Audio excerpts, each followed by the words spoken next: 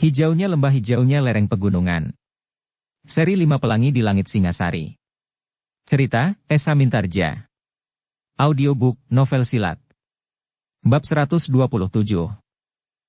Pemilik pedati itu memang terkejut. Namun dengan gerak naluriah ia telah mengangkat kerisnya. Hampir saja keris itu mengunjam ke punggung orang yang tertelungkup di hadapannya. Namun tiba-tiba saja anak gadisnya berdesis. "Ayah."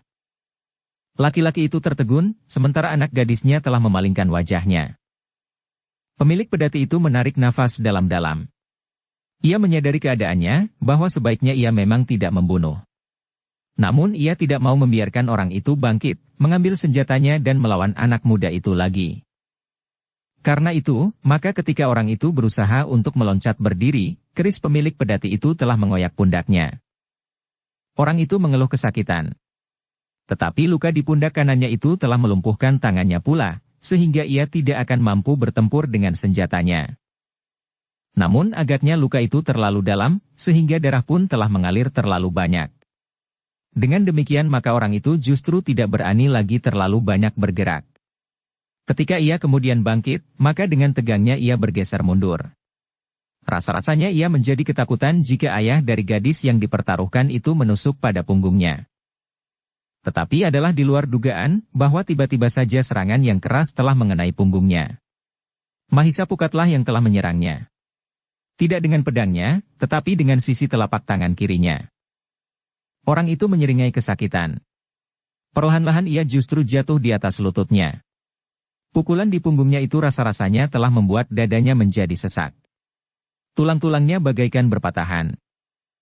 Karena itu, maka akhirnya ia pun benar-benar jatuh terlentang. Rasa-rasanya langit yang gelap menjadi bertambah pekat, sehingga bintang-bintang pun menjadi kabur dan lenyap sama sekali. Pingsan. Pemilik pedati yang mendekap anaknya yang ketakutan itu berdiri termangu-mangu melihat orang itu terbaring diam. Dari pundaknya masih mengalir darah yang segar.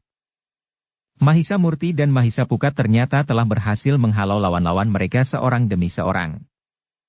Seorang yang bersenjata sebatang tombak berkait, masih berusaha untuk menyerang Mahisa Pukat dengan garangnya. Tetapi Mahisa Pukat dengan tangkasnya selalu berhasil menghindar. Bahkan sekali-sekali menangkis serangan itu dengan pedangnya. Dengan demikian, maka lawan Mahisa Murti dan Mahisa Pukat pun menjadi semakin susut. Dan bahkan kemudian orang-orang terakhirlah yang masih saja bertempur. Mereka tidak dapat melarikan diri, karena mereka justru takut hukuman orang berjambang itu. Mereka mengenal orang itu baik-baik, sehingga jika orang itu mengancam untuk membunuh, ia benar-benar akan membunuh. Sementara itu, Mahisa Semu masih bertempur melawan orang berjambang itu. Ternyata keduanya memiliki ilmu yang seimbang. Meskipun Mahisa Semu tidak memiliki pengalaman seluas lawannya, tetapi ia memiliki dasar ilmu yang lebih tinggi, sehingga karena itu, maka Mahisa Semu dapat mengisi kekurangannya itu dengan kelebihan yang lain. Beberapa lamanya keduanya bertempur dengan sengitnya. Senjata masing-masing telah berputaran, terayun mendatar, menebas lurus menyamping, menyambar tegak lurus dan mematuk ke arah dada. Mahisa Murti dan Mahisa Pukat memang masih bertempur melawan beberapa orang yang sebenarnya telah tidak berdaya. Tetapi agaknya Mahisa Murti dan Mahisa Pukat memang tidak menghentikan perlawanan mereka seluruhnya, untuk menjaga suasana pertempuran. Jika pertempuran itu berhenti sama sekali, maka Mahisa Semu akan dapat memasuki satu keadaan perang tanding. Kedua orang anak muda itu masih belum dapat melepaskan Mahisa Semu memasuki perang tanding meskipun tingkat kemampuan lawannya nampaknya memang seimbang. Sambil bertempur dengan lawan yang tidak seimbang, Mahisa Murti dan Mahisa Pukat mengawasi pertempuran antara Mahisa Semu dan orang berjambang itu. Mahisa Semu kadang-kadang memang terkejut menghadapi lawannya yang sudah berpengalaman luas sekali. Namun latihan-latihan yang berat dan menggapai rentangan yang luas, maka membuat Mahisa Semu seorang anak muda yang liat dan dengan cepat mengatasi persoalan yang tiba-tiba saja dijumpainya dalam pertempuran itu. Mahisa Murti yang masih saja bertempur melawan dua orang dan Mahisa Pukat melawan orang yang bersenjata tombak berkait. Bahkan sekali-sekali Mahisa Pukat masih juga memberikan harapan dengan berloncatan surut. Membiarkan pedangnya terkait oleh tombak lawannya, namun tidak melepaskannya ketika lawannya menariknya meskipun dengan hentakan yang kuat. Bahkan tombak itu sendirilah yang tiap kali hampir terlepas dari tangannya. Namun ketika pertempuran antara Mahisa Semu dan orang berjambang itu menjadi semakin sengit dan gerakannya semakin rumit, Mahisa Pukat merasa perlu untuk mengamati lebih cermat. Sementara itu ia berusaha untuk mengamati seluruh medan dengan saksama. Orang-orang yang terbaring karena luka-lukanya. Orang yang terdahulu terluka pada pertempuran itu ternyata sempat ditolong dan dibawa menepi oleh kawan-kawannya. Namun yang terluka kemudian harus merangkak sendiri menepi. Yang nampaknya di luar jangkauan ujung senjata mereka. Menurut pengamatan Mahisa Pukat, selain 3 orang yang masih bertempur itu, tidak ada lagi orang yang masih akan dapat melibatkan diri. Karena itu, maka Mahisa Pukat menganggap bahwa ia akan dapat meninggalkan arena itu dan mendekati Mahisa Semu. Sementara itu, orang-orang itu akan diserahkan kepada Mahisa Murti untuk melayaninya. Namun, ketika Mahisa Pukat sedang memperhitungkan berbagai kemungkinan orang bertombak pendek itu telah menyerangnya. Demikian tiba-tiba sehingga Mahisa Pukat harus mengatasinya. Ternyata Mahisa Pukat tidak mengelak. Ia telah memiringkan tubuhnya sambil menangkis serangan itu dengan pedangnya. Tombak itu memang terdorong menyamping. Namun Mahisa Pukat telah memutar pedangnya, sehingga seakan-akan telah membelit dan memutar tangkai tombak pendek itu. Tongkat itu ternyata telah terloncat dari tangannya. Dengan tangkas Mahisa Pukat telah meloncat menggapai tangkai tombak itu. Sementara itu pemiliknya juga telah berusaha menggapai tombaknya yang terlempar ke atas. Namun ternyata bahwa orang itu justru menangkap tangkai tombaknya di bawah tajam berkait dari tombak itu, sementara Mahisa Pukat di bagian lain. Karena itu ketika dengan tidak sengaja Mahisa Pukat menghentak menarik tombak itu, maka kait pada tajam tombak itu justru telah mengait tangan pemiliknya itu sendiri. Orang yang tangannya terkait oleh tombaknya sendiri itu telah menarik kesakitan. Mahisa Pukat pun agaknya telah terkejut karenanya. Karena itu, maka tiba-tiba saja Mahisa Pukat itu pun berkata lantang. "Jangan bergerak." Orang itu justru telah membeku, sementara Mahisa Pukat telah mendekatinya dan berusaha untuk mencabut kait tombak yang menancap pada tangan orang itu. Orang itu berteriak kesakitan. Namun sejenak kemudian Mahisa Pukat telah berhasil. Ketika Mahisa Pukat melepaskan tangan orang itu dan kemudian melemparkan tombak berkait itu, maka orang yang tangannya terluka itu telah tertatih-tatih menepi. Demikian ia sampai di tangga pendapa, maka ia pun telah menjatuhkan diri di samping kawannya yang juga telah terluka sambil memegangi pergelangan tangannya untuk menahan arus darahnya yang mengalir dari lukanya itu. Dengan demikian, maka Mahisa Pukat telah terbebas dari semua lawan-lawannya. Namun Mahisa Murti masih bertempur melawan 2 orang yang sebenarnya sudah tidak mampu untuk berbuat apa-apa, sehingga kedua orang itu justru menjadi heran, kenapa lawannya tidak saja mengakhiri mereka sekaligus. Karena itulah, maka meskipun keduanya tidak menyerah, namun keduanya tidak lagi bergairah lagi untuk bertempur. Mereka justru menjadi berdebar-debar, kenapa lawannya itu masih saja membiarkannya bertempur. Sementara itu, Mahisa Pukatlah yang mendekati Mahisa Semu yang justru bertempur semakin sengit. Keduanya berloncatan serang menyerang, desak-mendesak dan bahkan ujung-ujung senjata mereka seakan-akan mulai menyentuh kulit lawan masing-masing. Sebenarnya lah, Mahisa Semu terkejut ketika segores luka telah menyengat lengannya. Perasaan pedih bagaikan menggigit tulang. Darah pun telah menitik dari luka itu. Namun darah yang hangat itu telah membuat jantung Mahisa Semu berdegup semakin cepat. Kemarahannya bagaikan membakar ubun-ubunnya. Dengan demikian maka Mahisa Semu telah mengerahkan segenap kemampuannya. Ia bergerak lebih cepat dan ayunan pedangnya pun menjadi semakin kuat. Sebenarnya lah bahwa lawannya yang telah mengerahkan segenap kemampuannya justru merasakan bahwa tenaganya mulai susut. Anak muda yang tangkas itu justru baru dalam puncak perlawanannya yang sangat garang. Dalam serangan yang cepat dan tiba-tiba, maka Mahisa Semu ternyata telah berhasil membalas luka di lengannya. Ujung pedangnya telah mengoyak lambung orang berjambang itu. Mahisa Pukat yang menjadi cemas, telah menarik nafas dalam-dalam.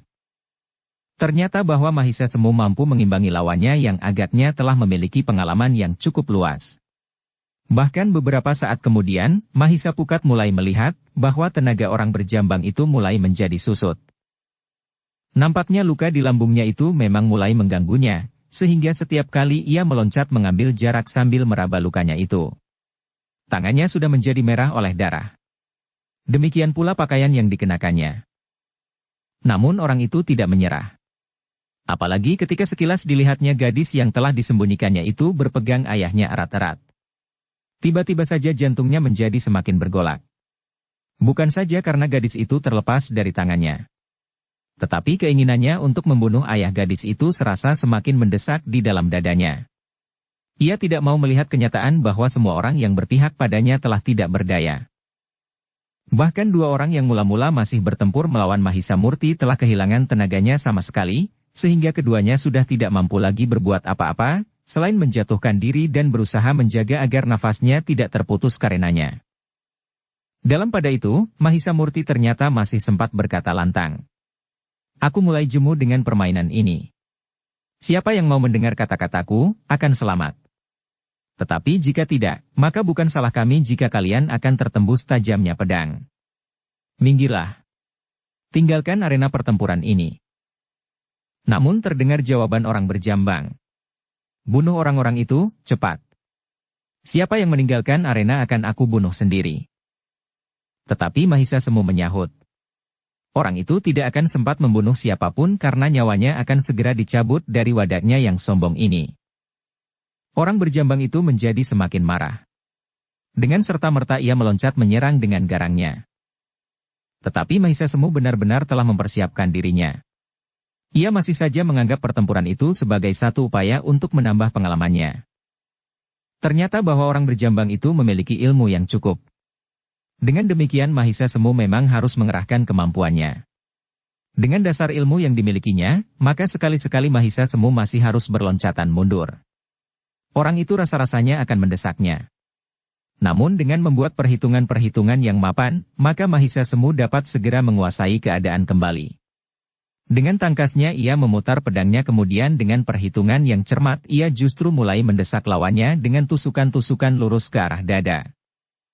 Bahkan dengan sisa tenaga yang ada, maka orang berjambang itu masih berusaha untuk mendesak Mahisa Semu. Nafsunya yang menyala di dadanya, memang membuat lukanya seakan-akan tidak terasa. Tetapi darahnya lah yang tidak dapat dicegahnya, mengalir semakin deras. Dengan demikian, maka tenaganya pun menjadi semakin cepat susut. Bahkan kemudian, rasa-rasanya kakinya menjadi berat bagaikan timah, sementara tangannya pun menjadi lesu dan tidak bertenaga lagi untuk menggerakkan senjatanya. Maka mereka pun segera sampai pada akhir dari pertempuran itu. Orang berjambang itu benar-benar telah kehilangan penalarannya. Dengan membabi buta ia menyerang Mahisa Semu yang belum berpengalaman. Ketika orang itu menyerangnya dengan melibat dari jarak yang sangat dekat, serta mengumpat-umpat kasar dan bahkan kotor, Mahisa Semu memang menjadi agak bingung. Namun latihan-latihan yang berat dan mapan telah memberikan banyak kemungkinan baginya. Bahkan justru pada saat-saat lawannya bagaikan kehilangan akal itu Mahisa Semu telah mempergunakannya dengan sebaik-baiknya meskipun agak tergesa-gesa. Demikianlah, beberapa saat kemudian, pertempuran itu kian menjadi rapat. Keduanya pun seakan-akan tidak dapat mengambil jarak sama sekali. Senjata kedua orang itu sekali-sekali mencuat, namun pada kesempatan lain saling menekan. Sehingga akhirnya, terdengar teriakan nyaring bagaikan menggetarkan langit. Beberapa saat kemudian Mahisa Semu pun bergeser surut. Tubuhnya berlumuran darah, bukan saja di lengannya yang terluka. Tetapi di dadanya pun telah memerah darah. Mahisa Pukat terkejut. Dengan serta-merta ia meloncat mendekati Mahisa Semu. Namun langkahnya tertegun ketika kemudian ia pun melihat orang berjambang panjang itu juga berlumuran darah. Bahkan senjatanya telah terkulai jatuh, terlepas dari tangannya. Beberapa langkah ia tertatih-tatih surut. Namun kemudian ia pun telah terjatuh terlentang. Dadanya menyemburkan darah dari jantungnya yang tertikam senjata Mahisa Semu. Mahisa Pukat menarik nafas dalam-dalam. Darah di tubuh Mahisa Semu adalah pancaran darah lawannya. Tubuh Mahisa Semu sendiri tidak terluka selain lukanya yang terdahulu. Mahisa Pukat menepuk bahu adik angkatnya itu sambil berkata, "Kau berhasil melindungi dirimu sendiri." Mahisa Semu tidak menjawab. Diperhatikannya orang yang telah terbujur diam itu. "Apakah aku telah membunuhnya?" bertanya Mahisa Semu. "Bukan salahmu," berkata Mahisa Pukat. Mahisa Semu berdiri mematung sambil memperhatikan lawannya yang telah terbunuh itu. Sedangkan Mahisa Murti pun telah berdiri di sebelahnya pula. "Satu akibat yang sulit dihindari di peperangan," berkata Mahisa Murti. Marilah. Beristirahatlah di pendapa itu. Mahisa Murti pun kemudian telah membimbing Mahisa Semu sementara Mahisa Pukat mengajak pemilik pedati yang masih saja mendekap anak gadisnya yang ketakutan untuk pergi ke pendapa dan duduk di tangga. Sementara itu beberapa sosok tubuh terbaring di halaman. Mahisa Murti memang tidak melukai lawan-lawannya yang terakhir. Tetapi membiarkan mereka kehabisan nafas dan kemudian menghentikan perlawanan mereka. Untuk beberapa saat halaman rumah itu memang menjadi lengang. Beberapa orang masih mengerang kesakitan. Yang lain terengah-engah, sementara yang lain lagi diam membeku. Namun beberapa saat kemudian Mahisa Murti telah mendekati kedua orang lawannya yang terakhir. Sambil berdiri bertolak pinggang ia berkata, "Nah, sekarang giliran kalian untuk mati." Kedua orang itu terkejut. Dengan nada tinggi keduanya bertanya hampir berbareng.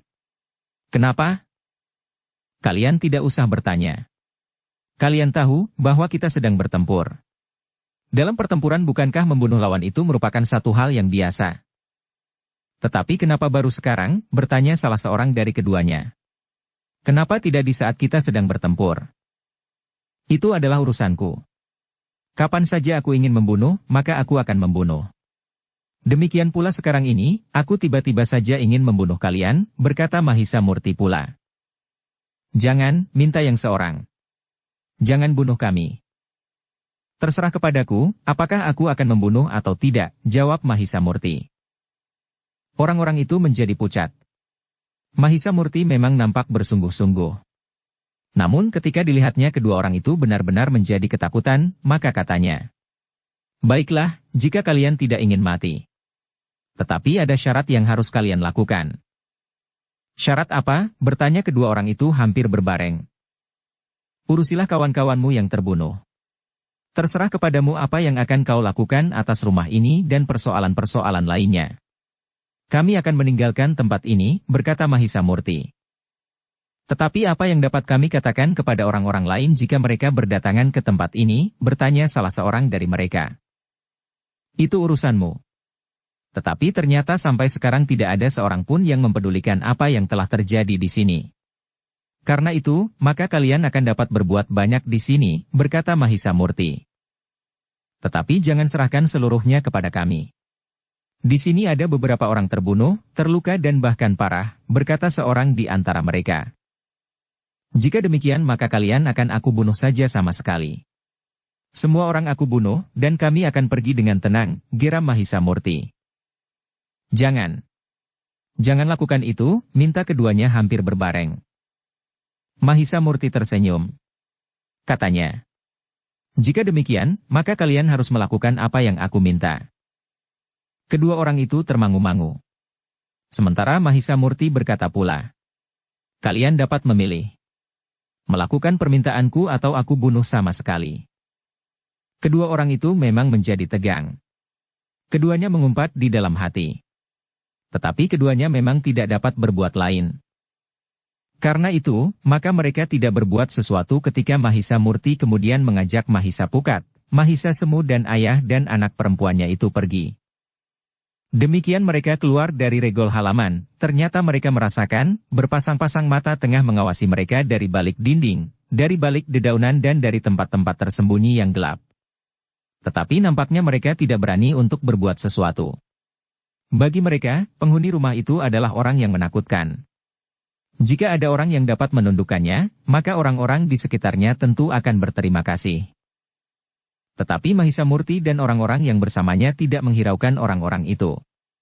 Mereka berjalan di gelapnya malam menuju ke rumah pemilik pedati yang masih saja mendekap anaknya yang hampir saja menjadi korban itu. Namun sejenak kemudian, maka apa yang terjadi itu telah menjadi bahan pembicaraan orang. Beberapa orang yang telah memberanikan diri untuk menjenguk ke halaman setelah mereka melihat beberapa orang meninggalkan halaman itu. Mereka memang terkejut melihat beberapa sosok tubuh yang terbaring. Sementara itu, orang yang masih dapat berdiri tegak di halaman itu menjadi ketakutan. Namun orang yang menjenguk itu pun segera meninggalkan halaman itu. Mereka tidak mau terlibat dalam persoalan yang tidak mereka ketahui, sementara orang-orang padukuhan itu menganggap bahwa di dalam rumah itu terdapat orang-orang berilmu yang lebih senang bertindak menurut kesenangan mereka masing-masing tanpa menghiraukan orang lain. Ketika tidak lagi nampak orang di regol, maka salah seorang di antara mereka dengan tergesa-gesa telah berlari untuk menutup pintu regol itu dan menyelaraknya dari depan. Setan, geramnya.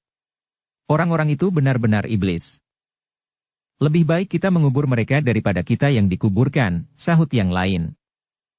Kawannya tidak menjawab. Namun kemudian diamatinya orang-orang yang terluka. Katanya dengan lantang. Siapa yang tidak mau dikubur harus ikut mengubur. Siapa yang tidak lagi bangkit, maka ia akan diseret ke lubang yang akan aku buat di samping gandok itu. Beberapa orang yang terluka masih mencoba untuk bangkit. Tetapi ternyata ada di antara mereka yang memang tidak berhasil. Namun akhirnya mereka yang masih mampu melakukan telah membantu membuat beberapa lubang untuk mengubur kawan-kawan mereka yang terbunuh. Namun ternyata dua orang yang masih cukup kuat itu telah dengan diam-diam meninggalkan tempat itu ketika semuanya dianggap sudah selesai. Mereka merasa lebih baik tidak bersangkut paut lagi dengan orang-orang yang di dalam halaman rumah itu serta orang-orang padukuhan. Tetapi orang-orang yang terluka tidak dapat berbuat seperti keduanya. Mereka terpaksa tetap berada di tempat itu dan berusaha menolong diri sendiri jika mereka tidak mau mati. Sementara itu, Mahisa Murti, Mahisa Pukat dan Mahisa Semu bersama kedua orang ayah dan anak gadisnya itu telah menyusuri jalan ke rumah orang itu. Beberapa orang memang dengan tidak sengaja melihat mereka melintas di depan gardu. Bahkan orang yang kebetulan melihat pemilik pedati itu berangkat dengan tergesa-gesa sambil membawa keris telah melihat orang itu kembali membawa anaknya. Orang itu berhasil membebaskan anak gadisnya, gumam orang itu. Luar biasa, sahut yang lain. Bukankah di rumah itu seakan-akan tersembunyi maut yang dapat menerkam setiap saat? Orang-orang di gardu itu mengangguk-angguk. Namun mereka pun mulai menilai anak-anak muda yang lewat bersama pemilik pedati yang membawa anaknya itu. Seorang di antara mereka berkata, anak-anak muda itu tentu telah menolongnya. Mungkin. Tetapi dapat terjadi kemungkinan yang lain. Terlepas dari mulut harimau, gadis itu akan dapat jatuh ke mulut seekor buaya, berkata yang lain. Maksudmu, bertanya yang pertama. Apakah anak-anak muda itu benar-benar tanpa pamrih jika mereka menyambung nyawa melepaskan gadis itu? Jawab kawannya. Tetapi mereka masih muda. Nampaknya ada keseimbangan dibanding dengan iblis tua itu. Apalagi iblis itu telah mengambil ibunya pula sebelumnya, jawab yang pertama. Kawannya mengangguk-angguk. Namun ia tidak menjawab. Sementara itu, pemilik pedati itu pun telah sampai ke regol halaman rumahnya. Namun tiba-tiba ia menjadi termangu-mangu. Kenapa? Bertanya Mahisa Murti. Orang itu menarik nafas dalam-dalam. Tetapi akhirnya ia pun telah melangkah memasuki regol halaman rumahnya yang tua. Namun bagaimanapun juga ayah dan anak gadisnya itu nampak ragu-ragu. Meskipun di rumah itu telah dinyalakan lampu minyak, namun keduanya tidak segera masuk. Menunggu apa lagi? Bertanya Mahisa Murti. Pemilik pedati itu tidak menjawab. Namun dalam pada itu, ternyata istrinya yang ada di dalam, telah mendengar kehadiran mereka, sehingga ia pun telah berlari-lari ke pintu. Dalam keremangan malam dan lampu minyak yang suram di dalam rumahnya yang menyorot lewat pintu yang terbuka, ia melihat anak gadisnya yang masih ketakutan dan berpegang erat kepada ayahnya. Karena itu, maka perempuan itu pun segera berlari-lari mendapatkannya. Tetapi perempuan itu terkejut. Anak gadisnya itu tidak lari pula kepadanya, tetapi ia justru menjerit ketakutan dan bersembunyi di belakang ayahnya. Anakku, desis perempuan itu. Tidak, gadis itu hampir berteriak. Ibu hianati ayah dan ibu bawa aku ke rumah iblis gila itu, sehingga hampir saja aku menjadi korbannya pula. Ibu datang ke rumah itu dengan sengaja dan dengan senang hati menerima laki-laki itu. Tetapi aku tidak. Dan aku tidak menerima perlakuan laki-laki itu terhadapku. Anakku, suara ibunya bagaikan tersumbat. Jangan ibu sentuh lagi aku, berkata gadis itu. Oh, perempuan itu menangis. Mahisa Murti, Mahisa Pukat dan Mahisa Semu termangu-mangu sejenak. Namun Mahisa Murti pun kemudian berkata, marilah. Kita masuk ke dalam. Kita akan berbicara dengan baik. Pemilik pedati itu telah membimbing anaknya masuk. Ibunya mengikutinya di belakang, sementara ketiga anak muda itu pun telah masuk pula. Orang itu memang bukan orang yang berkecukupan.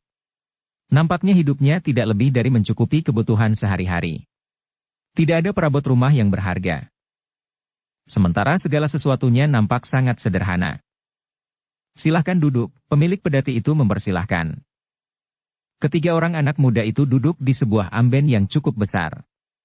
Agaknya itulah satu-satunya kekayaan orang itu. Dalam pada itu, perempuan yang sedang menangis itu pun kemudian berkata, "Aku memang bersalah. Aku mohon maaf."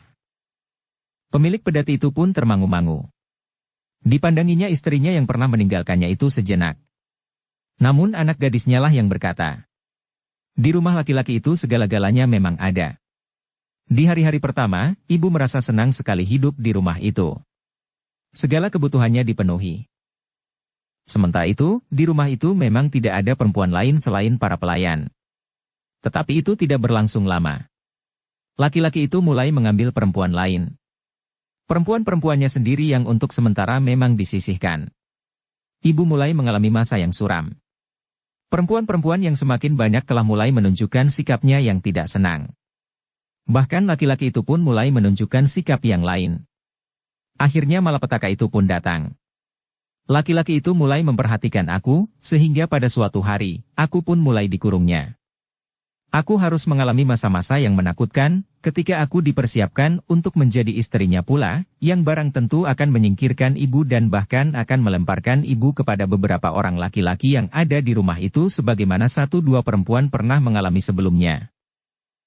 Laki-laki pemilik pedati itu menggeram.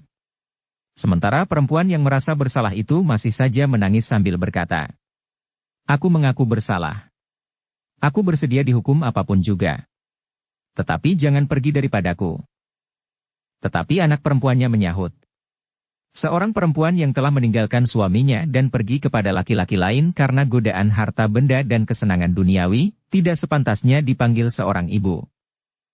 "Anakku," tangis ibunya. "Hidupku sudah cukup tersiksa. Kau jangan menambah siksaan itu lagi. Ibu telah menggali lubang. Ibu akan terperosok sendiri ke dalamnya," berkata anak gadisnya. Ibunya menangis semakin pedih. Seakan-akan penyesalan yang tidak terbatas telah menusuk ke jantungnya yang paling dalam. Mahisa Murti, Mahisa Pukat dan Mahisa Semu memang menjadi bingung. Mereka tidak tahu apa yang harus mereka lakukan. Mereka mengerti betapa anak itu hatinya terluka di saat ia disekap oleh orang berjambang yang pernah mengambil ibunya dari ayahnya. Betapa pula kecewa gadis itu kepada ibunya waktu itu. Ketika ayahnya datang membebaskannya, maka hati anak itu menjadi semakin dekat dengan ayahnya dan semakin jauh dari ibunya. Namun ternyata bahwa laki-laki pemilik pedati itu adalah seorang yang berhati samudra. Dengan lembut ia berkata, "Sudahlah anakku. Semua sudah berlalu. Laki-laki berjambang itu tidak akan mengganggumu lagi. Ia pun tidak akan membawa ibumu meninggalkan rumah kita ini." "Kakang," suara perempuan yang menangis itu tersumbat di kerongkongan. Lalu di antara isaknya terdengar pula suaranya. "Kau memaafkan aku?" Laki-laki itu memandang anak gadisnya sambil berkata, "Marilah kita bersama-sama melupakan masa lampau yang pahit itu untuk mulai dengan satu kehidupan baru." Tetapi ayah, gadis itu masih menangis pula. Ibu telah berkhianat kepada ayah. Kesalahan itu tidak akan dapat ditebus dengan apapun juga. Dosanya kepada ayah tidak akan dapat terhapus. "Aku mengerti," berkata pemilik pedati itu. "Yang dapat menghapus dosa itu adalah kebesaran hati kita. Karena itu, maka kita harus memaafkannya. Dengan demikian maka kesalahan yang betapapun besarnya akan terhapus karenanya." Anak gadis itu termangu-mangu. Namun setiap kali ia memandang wajah ibunya yang memang cantik itu, maka terbayang pula lah dosa yang pernah dilakukannya. Bagaimana dengan sombong ibunya itu meninggalkan ayahnya dan tinggal di rumah yang besar dan mewah? Bagaimana ia bersikap sebagai seorang perempuan yang kaya dan berkuasa, namun yang hanya beberapa hari itu? Sementara ayahnya bekerja memeras keringat untuk hidupnya sehari-hari. "Anakku," terdengar suara ayahnya yang lembut. "Marilah kita mulai hidup dan kehidupan kita dengan lembaran-lembaran baru. Kita masih mempunyai waktu. Karena itu jangan siksa diri kita dengan kenangan buruk itu di waktu yang tersisa itu." Gadis itu tidak menjawab. Tetapi kepalanya tertunduk lesu. Betapa sulitnya bersikap seperti ayahnya, yang sepantasnya menjadi sangat marah dan bahkan menolak kehadiran ibunya kembali di rumah itu. Jika ayahnya seorang yang kasar, akan dapat terjadi, ayahnya itu membunuh ibunya yang berkhianat. Tetapi ternyata ayahnya tidak berbuat demikian. Dengan lembut ayahnya berkata, "Yang dapat menghapus dosa itu adalah kebesaran hati kita. Karena itu kita harus memaafkannya." Yang terdengar kemudian adalah isak tangis gadis dan ibunya. Sementara ketiga anak muda itu pun menjadi termangu-mangu. Namun Mahisa Murti yang belum banyak berpengalaman dalam kehidupan keluarga itu berkata, "Sudahlah. Aku sangat menghargai sikap seorang laki-laki yang berhati seluas lautan. Hati yang tidak akan pernah penuh dan apalagi meluap dan tumpah. Aku tidak mempunyai pilihan lain dalam keadaan seperti ini," berkata laki-laki pemilik pedati itu. "Sikapmu sangat terpuji. Ternyata kau seorang laki-laki yang jarang ada duanya," desis Mahisa Murti pula. "Jangan memuji. Yang aku lakukan semata-mata karena kedunguanku. Karena aku tidak dapat menentukan sikap yang lain yang barangkali lebih baik," jawab laki-laki itu. "Tidak ada sikap yang lebih baik dari sikapmu itu," sahut Mahisa Murti. Laki-laki itu tidak menjawab. Sementara itu, maka Mahisa Murti, Mahisa Pukat dan Mahisa Semu pun kemudian berkata, "Kisanak, baiklah kami berada di luar. Nampaknya udara terasa sangat panas di sini. Tetapi jangan pergi anak-anak muda," minta laki-laki itu. "Kalian telah berbuat terlalu banyak bagi keluarga kami." Mahisa Murti tersenyum. Katanya, "Kami memang tidak akan pergi. Kami akan tidur di serambi rumah ini untuk menghabiskan sisa malam yang tinggal sedikit ini." Demikianlah, ketiga anak muda itu pun telah berada di serambi rumah yang sederhana itu. Mereka berbaring di amben yang tidak terlalu luas sehingga mereka memang menjadi agak berdesak-desakan. Tetapi Mahisa Murti lah yang kemudian duduk bersandar dinding rumah itu sambil berkata, "Tidurlah. Aku akan berjaga-jaga. Waktu memang tinggal sedikit." "Kau tidak mengantuk?" bertanya Mahisa Semu. "Bukankah besok kita tidak mempunyai tugas tertentu? Aku akan dapat tidur sehari penuh, sementara kalian berdualah yang harus berjaga-jaga," jawab Mahisa Murti. Mahisa Pukat sama sekali tidak berkata apapun. Ia justru menggeliat dan membetulkan letak kepalanya, sementara matanya masih tetap terpejam. Mahisa Murti tersenyum. Katanya kepada Mahisa Semu, "Berbuatlah seperti Mahisa Pukat." Seakan-akan ia tidak mendengar lagi apa yang saya katakan. Mahisa Semu mengangguk kecil. Mahisa Pukat memang tidak membuka matanya sama sekali. Dengan demikian, maka sejenak kemudian kedua orang anak muda itu memang tertidur lelap, sementara Mahisa Murti duduk bersandar dinding. Sekali kesadarannya juga bagaikan tergelincir. Namun ia pun kembali ke dalam kesadarannya sepenuhnya. Namun malam itu berakhir tanpa peristiwa yang menyusul setelah terjadi kekerasan di rumah orang berjambang itu. Nampaknya orang-orang padukuhan itu pun tidak mempersoalkannya. Mereka justru berpura-pura tidak mengetahui dan tidak mau terlibat dalam kedalamnya, karena keterlibatan mereka akan berarti kesulitan. Ketika ketiga orang anak muda yang tidur di serambi itu sudah terbangun dan duduk di bibir amben, maka yang pertama-tama keluar dari dalam rumahnya adalah laki-laki pemilik pedati itu. Dengan langkah yang lesu ia pun telah duduk pula di amben di serambi rumahnya itu. "Bagaimana dengan anak gadismu?" bertanya Mahisa Murti. "Ia tidur karena keletihan sekarang," berkata laki-laki itu. "Mudah-mudahan ia dapat mengerti. Kita tidak akan dapat terus-menerus marah dan mendendam. Perempuan itu adalah ibunya sendiri," berkata laki-laki itu. "Jarang aku bertemu dengan laki-laki sesabar kau," berkata Mahisa Pukat. "Sebenarnya aku pun bukan orang yang sabar. Memang rasa-rasanya ingin aku membunuh perempuan itu. Tetapi aku memikirkan hari depan anak gadisku itu. Ia akan menjadi sangat tersiksa oleh tingkah laku orang tuanya. Ibunya telah berkhianat kepada ayahnya karena seorang laki-laki lain. Dan ia akan menjadi semakin menderita jika ternyata ayahnya adalah seorang pembunuh. Sedangkan yang dibunuh itu adalah ibunya sendiri," berkata laki-laki itu. "Penalaranmu panjang sekali. Kau tahu apa yang sebaiknya kau lakukan untuk anak gadismu berdasarkan pertimbangan nalar. Kau bukan jenis orang yang mudah tenggelam dalam arus perasaanmu, tetapi kau dalam keadaan seperti ini masih sempat membuat pertimbangan-pertimbangan yang mapan, berkata Mahisa Pukat. Kau salah. Aku bukan seorang yang dapat mengekang perasaanku. Tetapi khusus di hadapan anak gadisku, aku seakan-akan berubah menjadi orang yang bijaksana. Sebenarnya lah seluruh hidupku memang bertumpu kepadanya. Karena itu, ketika ia pergi bersama ibunya dan tinggal bersama laki-laki yang kaya itu, hidupnya seakan-akan telah berakhir. Aku tidak lagi mempunyai tujuan selain melakukan apa yang biasa aku lakukan. Sehingga pada suatu saat aku bertemu dengan kalian. Kehadiran kalian sangat menyenangkan bagiku, karena dengan demikian aku akan mempunyai kawan berbincang di dalam rumah ini. Tetapi yang terjadi adalah sebagaimana kalian lihat, berkata laki-laki itu. Tetapi bukankah semuanya telah berlalu, bertanya Mahisa Pukat. Laki-laki itu mengangguk. Tetapi kemudian ia berkata, aku masih menunggu anak gadisku terbangun. Apakah sikapnya akan menjadi lunak? Hatinya tidak terbuat dari batu kisanak, berkata Mahisa Murti. Yakinlah. Ia akan mengerti. Laki-laki itu terdiam. Dipandanginya halaman rumahnya yang kotor. Bukan saja karena orang itu memang bukan seorang ayah berada, tetapi karena hatinya yang gersang untuk beberapa lama sepeninggal istrinya mengikuti laki-laki yang kaya raya itu, maka ia sama sekali tidak mempedulikan lagi rumahnya. Daun-daun kering yang bertebaran di halaman. Sarang laba-laba yang bergayutan di sudut-sudut rumah bagaikan rumah yang telah sewindu dikosongkannya. Beberapa saat kemudian, laki-laki itu mendengar langkah lembut di ruang dalam serta suara seorang perempuan terbatuk-batuk. Itu anakku, berkata laki-laki itu.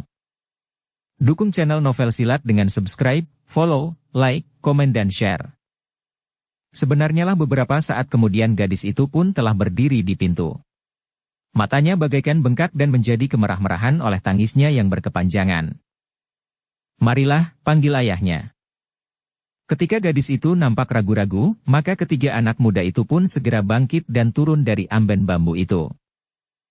Silahkan. Kalian tidak usah pergi, minta pemilik rumah itu. Kami akan mandi dahulu.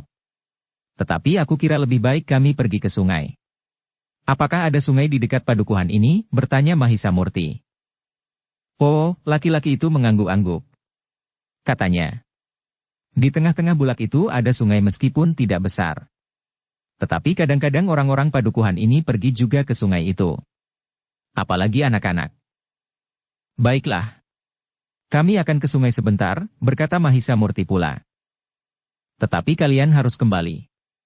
Jika kalian tidak kembali, maka aku akan mencari kalian sampai ketemu meskipun aku harus berjalan bertahun-tahun, berkata laki-laki itu. Mahisa Murti tersenyum, sementara Mahisa Pukat menjawab. Kami tentu akan kembali. Aku mencium bau sedap di dapur. Pepes teri. Ah. Mahisa Murti menggamitnya. Hidungmu tajam sekali. Laki-laki yang murung itu mencoba untuk tersenyum. Sementara Mahisa Murti, Mahisa Pukat dan Mahisa Semu berjalan meninggalkan halaman itu. Laki-laki pemilik pedati itu masih sempat memberikan petunjuk arah, kemana ketiga orang anak muda itu harus pergi. Ketika ketiga orang anak muda itu kemudian berjalan di jalan padukuhan, maka rasa-rasanya setiap orang yang bertemu dengan mereka menjadi tegang. Mula-mula ketiga orang anak muda itu tidak menyadari. Tetapi kemudian terasa juga oleh mereka, seakan-akan yang bertemu dengan mereka selalu berusaha menghindar. Mahisa Semu yang kemudian menjadi tegang telah bertanya. Apa yang telah terjadi dengan diri kita? Kita adalah pembunuh-pembunuh menurut anggapan mereka, jawab Mahisa Pukat. Kadang-kadang orang-orang yang tidak tahu pasti apa yang telah terjadi telah menentukan sikap sebelum mereka tahu pasti apa yang terjadi itu. Namun Mahisa Murti menyahut. Tetapi tidak bagi orang-orang padukuhan ini. Mereka tahu pasti apa yang terjadi. Mereka pun tahu pasti siapakah yang telah terbunuh. Namun mereka tetap menganggap kita sebagai pembunuh-pembunuh sehingga mereka merasa cemas berpapasan dengan kita yang tangannya telah berbau darah. Apakah demikian untuk selanjutnya? Jika orang-orang lain dan semakin banyak orang yang mengetahui bahwa kita pernah membunuh, maka kita akan tersingkir dari pergaulan, bertanya Mahisa Semu. Tidak selalu begitu, jawab Mahisa Murti. Kadang-kadang seorang pembunuh justru mendapat sambutan yang luar biasa hangatnya. Bahkan pembunuh akan dapat disebut pahlawan. Segala sesuatunya tergantung apa yang telah dilakukan dan untuk apa serta atas siapa pula pembunuhan itu dilakukan. Mahisa Semu mengangguk-angguk. Tetapi ia masih bertanya. Tetapi kenapa mereka segan bertemu dengan kita? Nampaknya pembunuhan di padukuhan ini jarang sekali atau katakanlah tidak pernah terjadi meskipun kekerasan dan kesewenang-wenangan mereka sadari adanya, berkata Mahisa Murti. Mahisa Semu mengangguk-angguk. Karena itu, ia tidak bertanya lagi. Beberapa saat kemudian, mereka sampai di mulut lorong. Di hadapan mereka terbentang bulak yang cukup luas. Sungai akan mereka datangi terletak di tengah-tengah bulak itu. Di dekat gardu di ujung lorong itu terdapat sebuah kedai. Namun ternyata kedai itu masih tertutup, sementara gardu itu sudah kosong. Mereka bertiga tidak menghiraukan kedai yang tertutup serta gardu yang kosong itu. Mereka justru semakin bergegas pergi ke sungai ketika matahari menjadi semakin tinggi. Seperti petunjuk pemilik pedati itu, maka ketiga orang anak muda itu pun telah sampai ke tanggul. Ternyata bahwa tepian sungai di bawah tanggul itu nampaknya memang sering dikunjungi orang. Tetapi justru karena itu, maka mereka bertiga telah menyusuri tanggul itu beberapa saat untuk menemukan tempat yang agaknya jarang dikunjungi orang. Kau perlu berlatih setelah kau mendapatkan pengalaman, berkata Mahisa Murti kepada Mahisa Semu. Mahisa Semu tidak berkeberatan. Ia ingin menilai pengalamannya dengan kemungkinan perkembangan ilmunya lebih lanjut. Beberapa saat kemudian, mereka telah menemukan tepian yang luas, namun yang agaknya jarang dikunjungi orang. Ketiga orang anak muda itu pun segera turun ke tepian. Tetapi mereka tidak segera mandi. Beberapa saat mereka memanaskan tubuh mereka dengan loncatan-loncatan kecil. Namun kemudian Mahisa Semu pun mulai dengan latihan-latihannya. Ia mulai dengan penilaian kembali atas tata gerak yang telah dikuasainya dengan pengalamannya. Pada saat ia bertempur, maka ia tidak sempat menilai dengan cermat apa saja yang telah dilakukannya untuk mengatasi saat-saat gawat. Namun dalam latihan itu, ia dapat mengulanginya satu demi satu. Kemudian dalam hubungannya dengan ilmu yang telah dikuasainya yang mendorongnya untuk melakukan gerak yang tiba-tiba itu. Mahisa Murti dan Mahisa Pukat mengamatinya dengan saksama. Hampir di luar sadarnya Mahisa Pukat mengangguk-angguk sambil berkata, "Kau telah berhasil mengembangkan ilmumu dengan baik. Ternyata nalarmu tajam. Kau tidak semata-mata berpegang kepada unsur-unsur yang telah kau pelajari. Tetapi unsur-unsur itu justru telah berkembang dengan gerak-gerak yang memperkayanya." Mahisa Semu tidak menjawab. Ia memang tidak sedang mengulangi unsur-unsur gerak yang telah dipelajarinya. Tetapi ia sedang mengulangi beberapa ragam gerak yang dilakukannya di saat ia bertempur melawan orang berjambang itu. Bahkan kadang-kadang gerak yang lahir begitu saja, namun ada pula ragam yang memang telah diperhitungkan dengan mapan. "Bagus," berkata Mahisa Murti. "Ternyata yang kau lakukan adalah selangkah maju dalam tataran ilmumu. Unsur-unsur yang baru beberapa saat kemudian akan kami ajarkan kepadamu, ternyata bentuk mulanya telah kau dapatkan sendiri." Mahisa Semu masih tetap berdiam diri dengan melepaskan beberapa gerakan yang merupakan satu perkembangan yang sangat menakjubkan. Baru beberapa saat kemudian Mahisa Semu itu mulai mengendorkan tata geraknya dan dengan mapan ia pun telah menghentikan latihannya. "Bagus sekali," hampir berbaring Mahisa Murti dan Mahisa Pukat telah memuji. "Apakah kalian melihat kemajuan?" bertanya Mahisa Semu. "Kemajuan yang pesat," sahut Mahisa Pukat. "Ternyata pengalaman sangat penting artinya bagimu. Tetapi bukan berarti bahwa kau dapat mencari pengalaman tanpa perhitungan." Mahisa Semu mengangguk-angguk. Ia mengerti maksud Mahisa Pukat, bahwa ia tidak akan dapat memasuki arena pertempuran tanpa perhitungan untuk sekedar mendapatkan pengalaman. Karena jika ia terperosok ke dalam pertempuran melawan seorang yang berilmu sangat tinggi, maka pengalaman yang didapatkannya tidak akan dapat dinikmatinya, mati. Namun bahwa dalam pertempuran, Mahisa Semu dalam keadaan yang kadang-kadang terpaksa, telah mampu berbuat sesuatu atas unsur-unsur gerak yang dimilikinya, merupakan satu langkah yang menguntungkan. "Sudahlah," berkata Mahisa Murti. "Sekarang kita mandi. Jika kita terlalu lama di sini, maka pemilik rumah itu tentu mengira bahwa kita tidak akan kembali lagi ke rumahnya." Ketiga orang anak muda itu pun kemudian telah duduk di atas batu-batu yang berserakan di tepian untuk mengeringkan keringat. Baru kemudian mereka mandi sambil mencuci pakaian mereka. Sehingga dengan demikian, maka mereka pun harus menunggu sampai pakaian mereka yang jemur di atas bebatuan itu kering. Sebenarnya lah pemilik rumah itu telah menjadi gelisah. Ketika ia bersiap-siap untuk menyusul ke sungai, maka ia pun menarik nafas dalam-dalam karena ketiga orang anak muda itu telah muncul dari balik regol halaman rumahnya yang tua itu. "Aku sudah cemas," berkata pemilik rumah itu. "Aku sangka kalian begitu saja pergi meninggalkan kami." "Tidak," jawab Mahisapukat. "Ketika kami berangkat, kami mencium bau yang sedap sekali." "Pepes-teri." Pemilik rumah itu tertawa. Katanya, "Marilah. Kami memang sudah menunggu." Ketiga anak muda itu mengerutkan kening mereka. Nampaknya telah terjadi perubahan sikap di antara orang-orang yang menghuni rumah itu. Laki-laki itu tidak lagi terlalu murung, meskipun sisa-sisa kemurungan itu masih nampak. Laki-laki itu telah mempersilahkan lagi ketiga anak muda itu untuk masuk ke dalam rumahnya. Ketiganya masih berpandangan sejenak. Namun kemudian Mahisamurti lah yang mula-mula melangkahi pintu dan masuk ke ruang dalam, disusul oleh Mahisapukat dan Mahisasemu. Ketiga orang anak muda itu pun kemudian telah duduk di amben yang besar di ruang dalam. Sejenak kemudian, maka istri laki-laki pemilik rumah itu telah keluar sambil membawa mangkuk yang berisi nasi dan lauk pauknya. Dibantu oleh anak gadisnya yang agaknya telah mengalami perubahan sikap meskipun belum sepenuhnya. Tetapi gadis itu sudah mau membantu ibunya menghidangkan makan dan minuman bagi ketiga orang anak muda itu. Bahkan kemudian nampak pula keduanya telah bercakap-cakap ketika ibunya menyuruhnya mengambil kelengkapan untuk makan tamu-tamu mereka. Sejenak kemudian, maka pemilik rumah itu pun telah mempersilahkan ketiga orang anak muda itu makan bersamanya.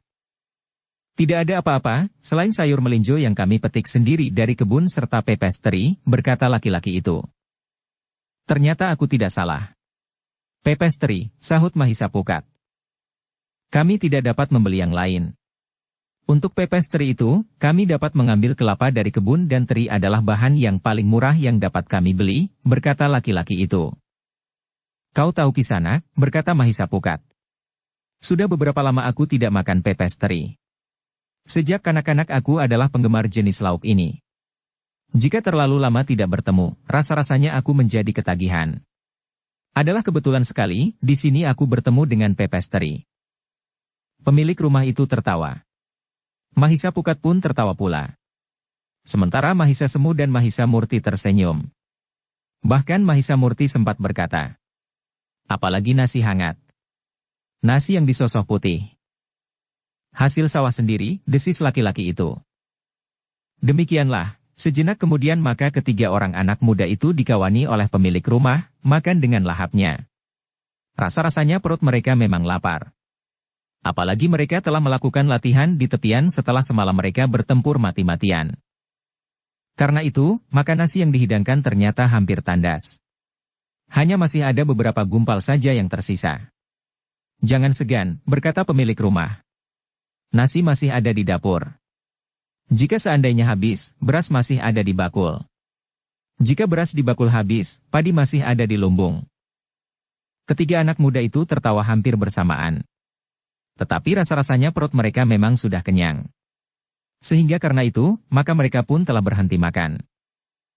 Namun dalam pada itu, selagi istri laki-laki pemilik rumah itu bersama anak gadisnya menyingkirkan sisa-sisa makanan, maka pintu depan pun telah diketuk orang.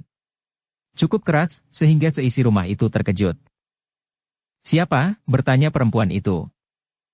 Pemilik rumah itu menggeleng. Jawabnya, "Aku belum tahu." Perasaan takut masih saja meliputi perempuan itu serta anak gadisnya, sehingga mereka berdua tiba-tiba saja telah naik pula ke amben besar di ruang tengah itu. "Aku lihat," berkata pemilik rumah itu. Namun ketika laki-laki itu pergi ke pintu, Mahisapukat mengikutinya di belakang. Ketika pintu lerek dari anyaman bambu itu terbuka, maka pemilik rumah itu terkejut. Yang berdiri di luar adalah Ki Bekel, Ki Jagabaya dan 3 orang bebahu padukuhan itu yang lain. "Ki Bekel," sapa laki-laki itu. "Ya. Atas nama Ki Buyut aku datang ke rumahmu ini," jawab Ki Bekel. "Marilah, silahkan masuk ke rumahku yang tua ini," pemilik rumah itu mempersilahkan. Tetapi Ki Bekel menjawab, "Tidak. Aku tidak perlu masuk. Aku hanya ingin berbicara sedikit serta menuntut tanggung jawabmu." "Tanggung jawab tentang apa?" bertanya pemilik rumah yang menjadi berdebar-debar. Ia agaknya mulai menduga bahwa yang dimaksud oleh Ki Bekel adalah peristiwa yang terjadi di rumah orang berjambang itu. Ternyata dugaannya itu benar. Ki Bekel itu pun kemudian berkata, "Kau telah melakukan pembunuhan." Wajah pemilik rumah itu menjadi merah. Sementara itu Ki Bekel pun berkata, "Kemarilah. Kita berbicara di halaman." Pemilik rumah itu pun kemudian telah melangkah mendekat pula diikuti oleh Mahisa Pukat. Namun ternyata Mahisa Murti dan Mahisa Semu pun telah keluar pula. "Nah, inilah agaknya sekelompok pembunuh itu," berkata Ki Bekel. "Apa yang Ki Bekel maksudkan?" bertanya pemilik rumah itu. "Kenapa kau masih bertanya?" geram Ki Bekel. "Maksud Ki Bekel pembunuh di rumah orang kaya yang gila itu?" bertanya pemilik rumah itu. "Siapapun yang kau bunuh, maka pembunuhan tidak dapat dibiarkan terjadi begitu saja. Seolah-olah setiap orang dapat membunuh sesuka hatinya saja," berkata Ki Bekel. Pemilik rumah itu mengangguk-angguk. Katanya, "Aku mengerti Ki Bekel. Tetapi apakah Ki Bekel tidak mengerti apa yang sebelumnya terjadi di rumah itu dalam hubungannya dengan keluargaku?" "Apa yang terjadi?" "Mungkin kau mempunyai persoalan dengan penghuni rumah itu." "Tetapi begitukah caranya menyelesaikan persoalan?" bertanya Ki Bekel. "Ki Bekel," berkata pemilik rumah itu. "Apa sebenarnya yang ingin Ki Bekel lakukan?" Ki Bekel adalah tetua dari padukuhan ini. Jika Ki Bekel tahu apa yang sebenarnya terjadi dalam hubungannya dengan keluargaku, kenapa Ki Bekel tidak pernah berbuat sesuatu sebelumnya? Bukankah aku sendiri pernah datang kepada Ki Bekel mengadukan persoalanku kepada Ki Bekel? Bukankah waktu itu aku pernah memberitahukan kepada Ki Bekel bahwa istriku telah dilarikan orang?" Pemilik rumah itu berhenti sejenak. Lalu, "Tetapi apa?" jawab Ki Bekel. "Ki Bekel justru menyalahkan aku, karena menurut Ki Bekel istrikulah yang telah melarikan diri dari rumahku. Aku pun kemudian telah menerima keadaanku itu, sehingga aku membiarkannya tanpa berbuat sesuatu. Ki Bekel pun tidak mau membantuku sama sekali, meskipun hanya sekedar memberikan nasihat kepada istriku. Namun yang terakhir, laki-laki keparat itu telah menangkap anakku dan menyimpannya untuk dijadikan istrinya pula. Sementara itu ia telah berniat untuk melemparkan istriku itu kepada beberapa orang laki-laki kasar dan buas yang ada di rumahnya, setelah ia menjadi jemu. Nah, apakah yang paling baik aku lakukan dalam keadaan seperti itu? Ketika istriku berhasil melarikan diri dari rumah itu dan memberitahukan tentang anakku itu kepadaku, maka aku tidak dapat membendung perasaanku lagi. Aku datang kepadanya untuk minta anakku. Tetapi apa yang dilakukannya? Ia berniat membunuhku." "Cukup," bentak Ki Bekel. "Kau dapat berkata apa saja. Tetapi kau telah melakukan pembunuhan." Sementara itu Ki Jagabaya yang bertubuh tinggi besar berdada bidang dan ditumbuhi bulu lebat itu pun berkata, "Kau harus bertanggung jawab atas pembunuhan itu. Kau tidak dapat ingkar dengan 1000 macam alasan." Tetapi tiba-tiba saja Mahisa Murti lah yang menjawab, "Bukan orang itu yang membunuhnya. Akulah yang telah membunuhnya." Semua orang berpaling ke arah Mahisa Murti. Dengan wajah yang kemerah-merahan Ki Jagabaya bertanya, "Siapa kau?" "Aku seorang pengembara," jawab Mahisa Murti. "Sebenarnya aku senang mendengar kata-kata kalian. Bagaimanapun juga seorang yang melakukan kesalahan harus dihukum.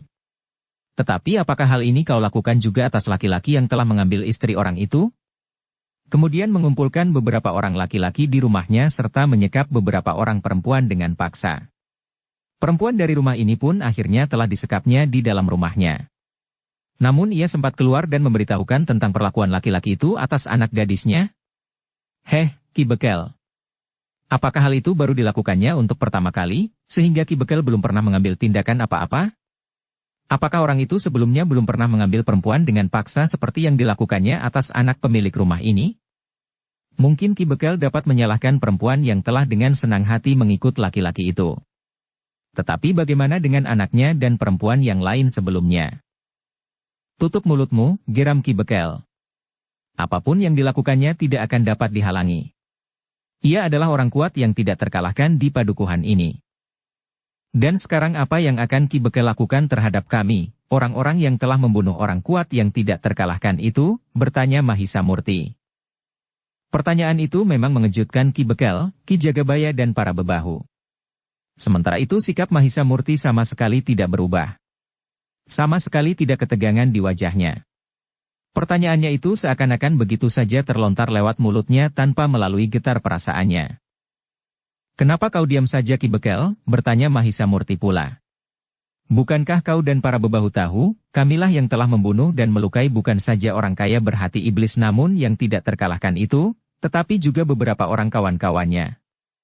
Jika kalian tidak dapat menghalangi setiap kemauan orang itu, aku menantangmu Ki Bekel. Ayo, halangi kemauanku meskipun seandainya aku akan membunuh Ki Bekel sendiri. Wajah Ki Bekel dan Ki Jagabaya menjadi merah. Sementara itu beberapa orang bebahu yang lain pun menjadi berdebar-debar. Nampaknya sikap anak muda itu demikian meyakinkan sehingga Ki Bekel, Ki Jagabaya dan para bebahu itu sama sekali tidak berarti. Ki Bekel memang tersinggung. Demikian pula Ki Jagabaya. Namun ternyata mereka menjadi ragu-ragu untuk bertindak. Adalah satu kenyataan bahwa mereka telah membunuh orang yang ditakuti di padukuhan itu.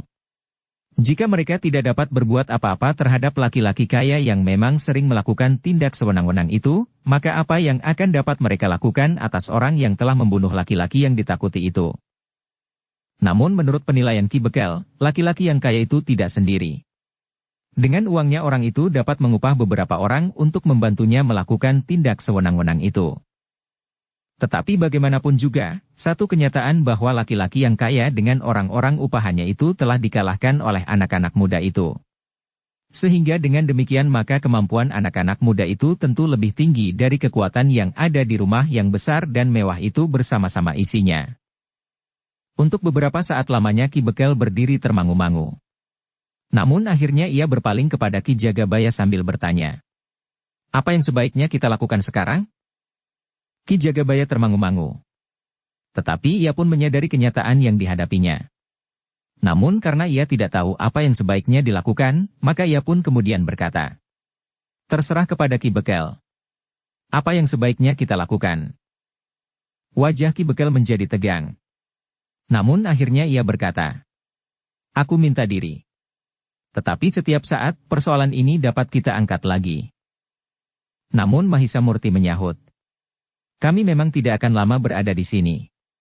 Tetapi kami akan kembali. Jika Ki Bekel mengangkat lagi persoalan ini dan menyulitkan kedudukan pamanku, pemilik rumah ini, maka kedudukan Ki Bekel pun akan mengalami kesulitan. Bukan hanya sekedar kedudukan Ki Bekel, tetapi jiwa Ki Bekel. Ki Bekel tahu bahwa kami dengan mudah dapat membunuh orang-orang yang menurut Ki Bekel ditakuti di padukuhan ini termasuk ditakuti oleh Ki Bekel, Ki Jagabaya dan para bebahu tanah ini. Ki Bekel memandang Mahisa Murti dengan tegang. Tetapi tanpa menjawab sepatah kata pun, maka Ki Bekel itu pun telah melangkah meninggalkan rumah itu diikuti oleh Ki Jagabaya dan bebahu yang lain. Pemilik rumah itu menarik nafas dalam-dalam. Katanya dengan nada rendah.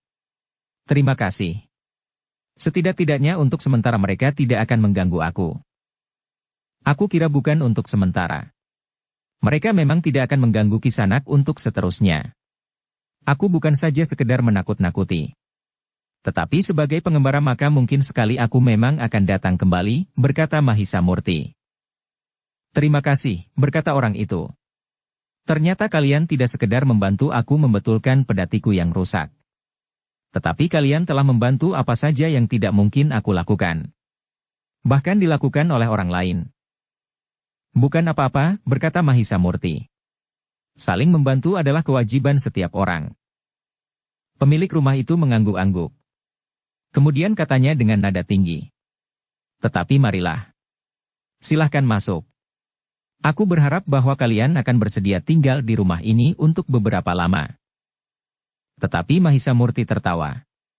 Katanya. Sudah tentu aku tidak akan dapat tinggal terlalu lama di rumah ini. Tidak. Kalian tidak boleh segera pergi, orang itu tiba-tiba saja telah memotong. Mahisa Murti tersenyum. Ia pun kemudian berpaling kepada Mahisa Pukat sambil bertanya. Bagaimana pendapatmu? Mahisa Pukat menarik nafas dalam-dalam.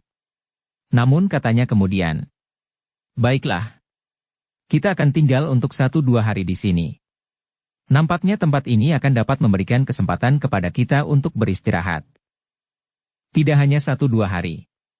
Tetapi sepekan 2 pekan atau sebulan 2 bulan, minta pemilik rumah itu." Mahisapukat tertawa. Katanya, "Kami sudah terlalu lama mengembara. Pada suatu saat, kami pun harus kembali. Seperti seekor burung yang terbang berputar-putar, namun pada saatnya tentu akan hinggap di sarangnya." Laki-laki itu mengerutkan keningnya. Namun yang dikatakan oleh Mahisapukat itu memang tidak dapat dibantahnya, sehingga orang itu hanya dapat mengangguk saja. Ketiga orang anak muda itu menjadi tegang. Mereka sama sekali tidak menduga bahwa pada satu saat mereka akan menghadapi keadaan seperti itu. Ketika Mahisa Murti bergerak dan maju selangkah, maka laki-laki yang mendekap gadis itu telah memperkeras lilitan tangannya di leher gadis itu.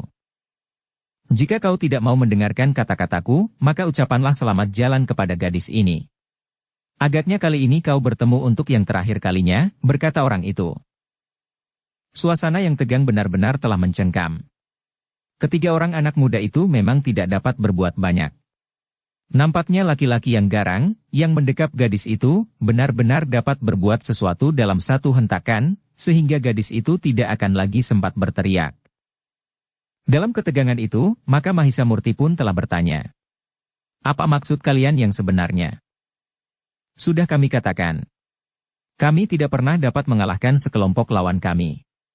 Kalian bertiga harus membantu kami sehingga lawan kami itu terbunuh semuanya. Terutama pemimpinnya. Jika hal itu berhasil, maka kalian benar-benar akan mendapat imbalan serta gadis ini kami lepaskan, bahkan kalian akan dapat kami angkat menjadi anggota terhormat dari kelompok kami." "Kelompok apa?" bertanya Mahisapukat. "Belum waktunya kalian mengetahui sekarang," jawab orang itu. Lalu katanya, "Nah, sekarang kita bersama-sama pergi ke padepokanku." "Siapa saja yang harus pergi?" bertanya Mahisa Murti. "Kami bertiga. Jika demikian maka kami minta kalian melepaskan gadis itu. Kami bertiga akan pergi bersama kalian." Tetapi orang itu tertawa. Katanya, "Kami tidak sebodoh yang kau kira. Jika kami melepaskan gadis itu, maka kemungkinan terbesar di antara kamilah yang justru akan terbunuh. Nah, masih ada waktu untuk mengambil keputusan terakhir." Ketiga anak muda itu termangu-mangu. Sementara itu kedua orang tua gadis itu pun menjadi bingung. Mereka tidak mau kehilangan anak gadis mereka, apapun yang terjadi. Namun tidak sepantasnya ketiga orang anak muda itu harus berkorban terlalu banyak bagi keluarga mereka. Namun mereka pun terkejut ketika orang itu tiba-tiba membentak, "Cepat! Katakan sikap kalian." Mahisa Murti menarik nafas dalam-dalam. Kemudian katanya, "Jawaban kami tentu sudah kau ketahui. Jadi kalian bertiga setuju bekerja sama dengan kami?" bertanya pemimpin sekelompok orang itu. "Pertanyaanmu aneh sekali. Sejak tadi kau sendirilah yang telah memaksa kami menerima sikap kalian." "Tetapi tidak lebih dari itu," jawab Mahisa Murti. Orang itu tertawa. Katanya, "Apapun alasanmu. Jika kau sudah setuju, marilah, kita akan berangkat sekarang." "Kau tinggalkan gadis itu?" minta Mahisa Murti. "Sekali lagi aku tegaskan," berkata orang itu. "Aku tidak sebodoh yang kau duga. Kelak, jika tugas kita sudah selesai, maka bawa gadis itu kembali. Bawa pula imbalan bagi kalian bertiga dan sudah barang tentu salam kami kepada kedua orang tua gadis itu." Laki-laki pemilik rumah itu menggeram. Namun ketika leher anak gadisnya semakin tercekik, ia memang tidak dapat berbuat apa-apa. "Sudahlah," berkata Mahisa Murti. "Kami bertiga akan memenuhi keinginan mereka. Kami tidak melihat jalan lain." Kedua orang tua gadis itu justru telah mematung. Ia melihat orang-orang itu meninggalkan halaman rumahnya sambil membawa anak gadisnya yang baru beberapa hari terlepas dari tangan orang kaya yang gila, yang terpaksa terbunuh dalam pertempuran melawan anak-anak muda itu. Kini gadis itu justru berada di tangan serigala-serigala yang buas dan liar. Tetapi orang tua gadis itu masih percaya kepada Mahisa Murti dan Mahisapukat serta Mahisa Semu.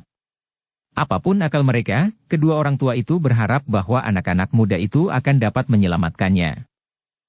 Demikianlah, maka sebuah iring-iringan kecil berjalan di jalan induk padukuhan itu.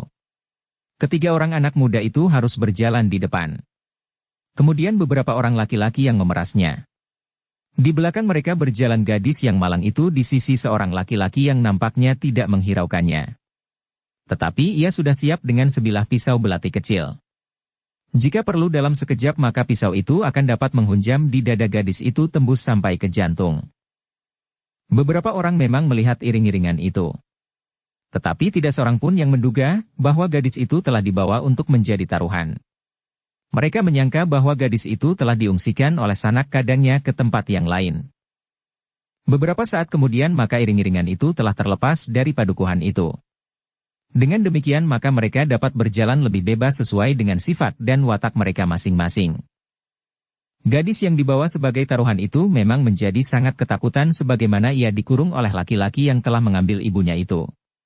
Sekali-sekali terasa hatinya tenang melihat ketiga anak muda itu. Namun kemudian telah bergejolak kembali dengan kerasnya.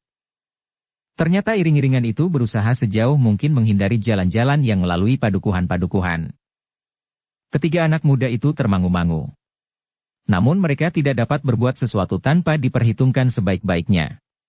Jika mereka salah langkah, maka nasib gadis itu dapat menjadi lebih buruk daripada saat ia berada di rumah orang kaya berjambang itu. Sementara itu, ketiga orang anak muda itu seakan-akan dibiarkannya begitu saja. Orang-orang yang membawa gadis itu semuanya telah masuk ke dalam, sehingga yang tinggal di luar adalah ketiga orang anak muda itu saja. Mahisa Murti, Mahisa Pukat dan Mahisa Semu pun kemudian duduk di atas tikar pandan yang dibentangkan di pendapa. Lalu apa yang akan kita lakukan? Bertanya Mahisa Murti. Mahisa Pukat justru telah berbaring sambil berdesis. Tidur. Kita tidak dapat berbuat apa-apa selama gadis itu masih mereka kuasai. Kita harus mencari cara untuk melepaskan gadis itu, berkata Mahisa Semu. Itulah yang sulit, sahut Mahisa Murti. Tetapi kita memang harus menemukannya. Mahisa Semu mengangguk-angguk. Ia mencoba mengedarkan pandangan matanya menembus kegelapan. Tetapi ia tidak melihat sesuatu selain cahaya obor yang lemah regol halaman. Beristirahatlah, berkata Mahisa Murti. Di sini tentu lebih baik daripada di atas rerumputan. Jika aku mengantuk nanti, aku akan membangunkan salah seorang di antara kalian. Mahisa Semu termangu-mangu. Namun ia pun berdesis. Aku justru belum merasa mengantuk. Baiklah. Jika demikian kita sempat berbincang lebih lama lagi, berkata Mahisa Murti. Namun dalam pada itu sambil memejamkan matanya Mahisa Pukat berdesis. Aku akan tidur. Mahisa Murti tersenyum. Tetapi ia tidak menjawab. Sementara Mahisa Semu telah bergeser mencari sandaran pada tiang pendapa yang tidak terlalu besar itu. Namun agaknya kedua anak muda yang masih duduk itu tidak terlalu banyak berbicara. Mereka sedang memikirkan cara yang terbaik untuk membebaskan gadis itu. Di rumah orang kaya yang berjambang itu, Mahisa Murti dapat membebaskan gadis itu dengan mudah karena hal itu tidak diperhitungkan sebelumnya. Tetapi saat itu, gadis itu memang sedang dijadikan taruhan, sehingga ia akan dijaga dengan ketat. Dalam kegelapan Mahisa Murti itu berdesis. Apakah kita harus memenuhi permintaan mereka dengan mengalahkan sekelompok lawan yang belum pernah dapat dikalahkan itu? Tetapi siapakah mereka? Sahut Mahisa Semu. Mahisa Murti menggelengkan kepalanya. Untuk beberapa saat suasana menjadi semakin hening. Hanya suara-suara malam sajalah yang terdengar di sekitar pendapa itu. Angin yang lembut berdesir mengusap tubuh-tubuh yang berkeringat oleh kegelisahan itu.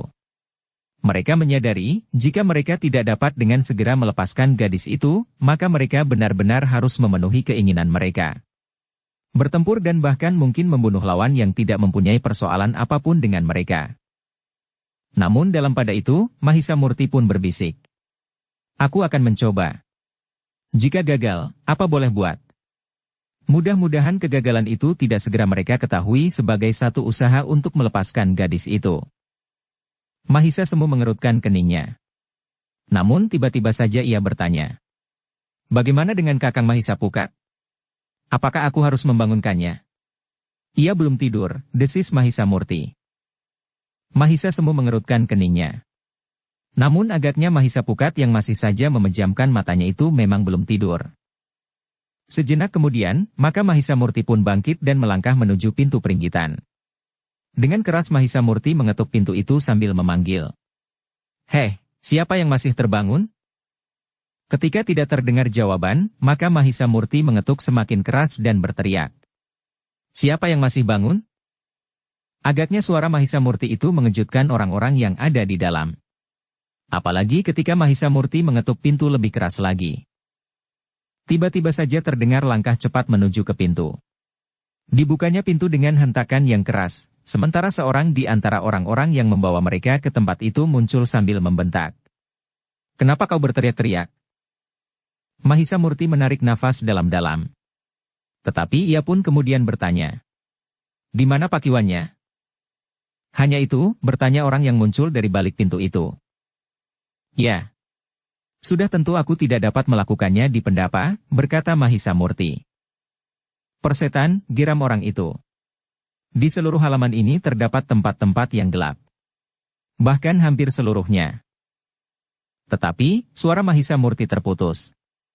Orang itu telah menghentakkan pintu itu lagi sehingga tertutup rapat. Mahisa Murti menarik nafas dalam-dalam, sementara Mahisa Semu memandanginya dengan heran. Namun kemudian Mahisa Murti pun mendekatinya sambil berdesis. "Berhati-hatilah." Dalam keadaan yang mendadak, suruh Mahisa Pukat duduk. Mahisa Semu mengangguk. Tetapi ia tidak menjawab. Sementara itu Mahisa Murti pun kemudian melangkah turun dari pendapa. Tentu tidak akan ada orang yang mencurigainya seandainya dari kegelapan ada yang melihatnya. Mahisa Murti telah mendapat izin, bahkan dianjurkan oleh orang yang ada di dalam rumah itu dengan kata-kata yang cukup keras.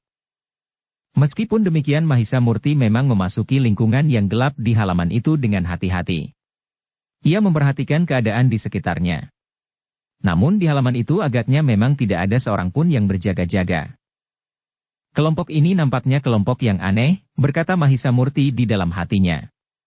"Rumah ini tentu bukan sarang mereka. Tetapi sekedar tempat persinggahan saja." Dengan demikian maka Mahisa Murti pun berusaha untuk mendekati rumah itu dari samping, sehingga di dalam kegelapan ia dapat melekatkan diri pada dinding. Dari tempatnya ia mendengar pembicaraan. "Mau apa orang itu?" "Mencari pakiwan," jawab yang ditanya. "Gila. Aku kira mau apa." "Jadi, kau bawa juga ia ke pakiwan?" bertanya suara yang pertama. "Aku mengantuk. Aku suruh cari saja tempat di mana-mana di halaman yang gelap itu," jawab yang lain. Ternyata terdengar suara tertawa pendek sambil berkata, "Nah, tidurlah. Aku pun akan tidur." Tetapi terdengar suara lain. "Siapakah di antara kita yang bertugas berjaga-jaga?" 3 orang anak muda di pendapa itu adalah orang-orang berilmu tinggi. Mau tidak mau mereka akan berjaga-jaga. "Gadis itu menjadi taruhan," jawab yang pertama. "Jika ada lawan datang dari belakang," bertanya suara yang lain itu. "Rumah ini cukup kuat. Kita akan mendengar seandainya ada orang merusak dinding. Apalagi dinding rumah ini rangkap. Bukankah dinding rumah ini terlalu kuat untuk disibakkan? Tali-tali ijuk itu tidak mudah diputuskan dengan pisau sekalipun. Jika dinding ini pecah dan kita tidak terbangun, itu adalah nasib kita yang sangat buruk," jawab suara yang pertama. "Baik. Tidurlah." "Siapa yang menjaga bilik itu?" bertanya yang lain. "Kepala batu itu," jawab yang pertama. "Bagus. Ia tidak akan memasuki bilik itu," jawab yang lain. Yang terdengar kemudian adalah suara serak orang yang pertama. "Aku akan tidur." "Kau kira aku tidak letih?" desis yang lain. Mahisa Murti menunggu sejenak. Langkah kaki terdengar semakin jauh. Kemudian terdengar derit amben di ruang dalam. Agaknya orang itu pun sudah berbaring di antara kawan-kawannya. Mahisa Murti kemudian mengetahui bahwa tidak seorang pun yang berjaga-jaga di luar karena mereka mempercayakannya kepada Mahisa Murti, Mahisa Pukat dan Mahisa Semu dengan taruhan gadis itu. Dengan demikian maka Mahisa Murti pun merasa akan dapat berbuat lebih banyak lagi. Namun sebelum ia berbuat sesuatu, maka Mahisa Murti yang merasa tidak mendapat pengawasan itu pun sempat menemui Mahisa Semu dan Mahisa Pukat, yang justru telah duduk bersandar tiang sebagaimana Mahisa Semu. Dengan singkat Mahisa Murti menceritakan rencananya. Kemudian membagi tugas jika terjadi sesuatu. Tetapi gadis itu harus selamat. Jika kita gagal, maka sia-sialah kita membunuh beberapa orang di rumah mewah itu, berkata Mahisa Murti. Mahisa Pukat dan Mahisa Semu mengangguk. Mereka pun menyadari bahwa taruhannya terlalu mahal, sehingga harus benar-benar berhati-hati. Beberapa saat kemudian, Mahisa Murti pun telah menghilang kembali ke dalam kegelapan. Dicobanya mengingat kembali apa yang pernah dilakukan di rumah mewah itu. Tetapi orang-orang yang ada di rumah itu ternyata menjadi lengah. Mereka sama sekali tidak mengira akan terjadi serangan yang demikian tiba-tiba. Berbeda dengan isi rumah itu. Mereka adalah orang-orang yang siap melakukan apa saja untuk memaksakan kehendaknya. Sedangkan taruhannya adalah gadis yang ada di dalam rumah itu, dijaga oleh orang yang memiliki pengalaman yang luas. Karena itu, maka Mahisa Murti harus bekerja lebih cermat. Sekali lagi ia mendekati dinding rumah itu dengan sangat hati-hati. Namun ia sudah tidak mendengar suara apapun juga. Sementara itu, ia tidak menemukan lubang yang sekecil apapun untuk mengintip ke dalam. Mahisa Murti masih ingat, orang yang ada di dalam rumah itu mengatakan bahwa dinding rumah itu adalah rangkap. Dengan demikian, tidak ada cara lain untuk dapat melihat ke dalam daripada menguak atap dan melihat keadaan di dalam rumah itu dari sela-sela raguman langit-langit. Dengan sangat berhati-hati, maka Mahisa Murti pun telah memanjat dinding longkangan. Dengan saksama ditelitinya keadaan atap rumah itu, apakah atap itu akan mampu menahan tubuhnya. Ternyata rumah itu adalah rumah yang memang dibuat sangat kuat sebagaimana dindingnya yang rangkap. Karena itu, maka Mahisa Murti pun yakin bahwa atap rumah itu tidak akan patah jika ia memanjat di atasnya. Perlahan-lahan Mahisa Murti telah merayap di atas atap itu. Ternyata atap ijuk itu justru seakan-akan membantunya, karena ijuk itu telah menghisap suara geseran tubuh Mahisa Murti yang berdesis di atas atap itu. Namun Mahisa Murti memang sulit untuk menduga di manakah letak bilik untuk menyimpan gadis yang menjadi taruhan itu. Tetapi Mahisa Murti dapat mengenali rumah menurut bentuknya secara umum. Biasanya ada 3 bilik di tengah, kemudian 2 bilik depan di sebelah peringgitan. Di sebelah menyebelah terdapat longkangan yang memisahkan rumah itu dengan gandok. Untuk sesaat Mahisa Murti termangu-mangu. Namun tiba-tiba saja ia teringat, di mana laki-laki berjambang itu menyembunyikan gadis itu. Jika saja mereka mempunyai pikiran yang sama, berkata Mahisa Murti kepada diri sendiri. Namun Mahisa Murti memang ingin membuktikannya. Dengan sangat berhati-hati Mahisa Murti telah menyibakkan atap ijuk itu. Kemudian melihat bagian dalam rumah itu dari sela-sela raguman atap. Ternyata Mahisa Murti saat itu berada di atas bilik tengah. Tetapi gadis itu tidak disimpan di bilik tengah sebagaimana dilakukan oleh orang berjambang itu. Dengan demikian maka Mahisa Murti harus mengulanginya di atas bilik kiri dan kanan.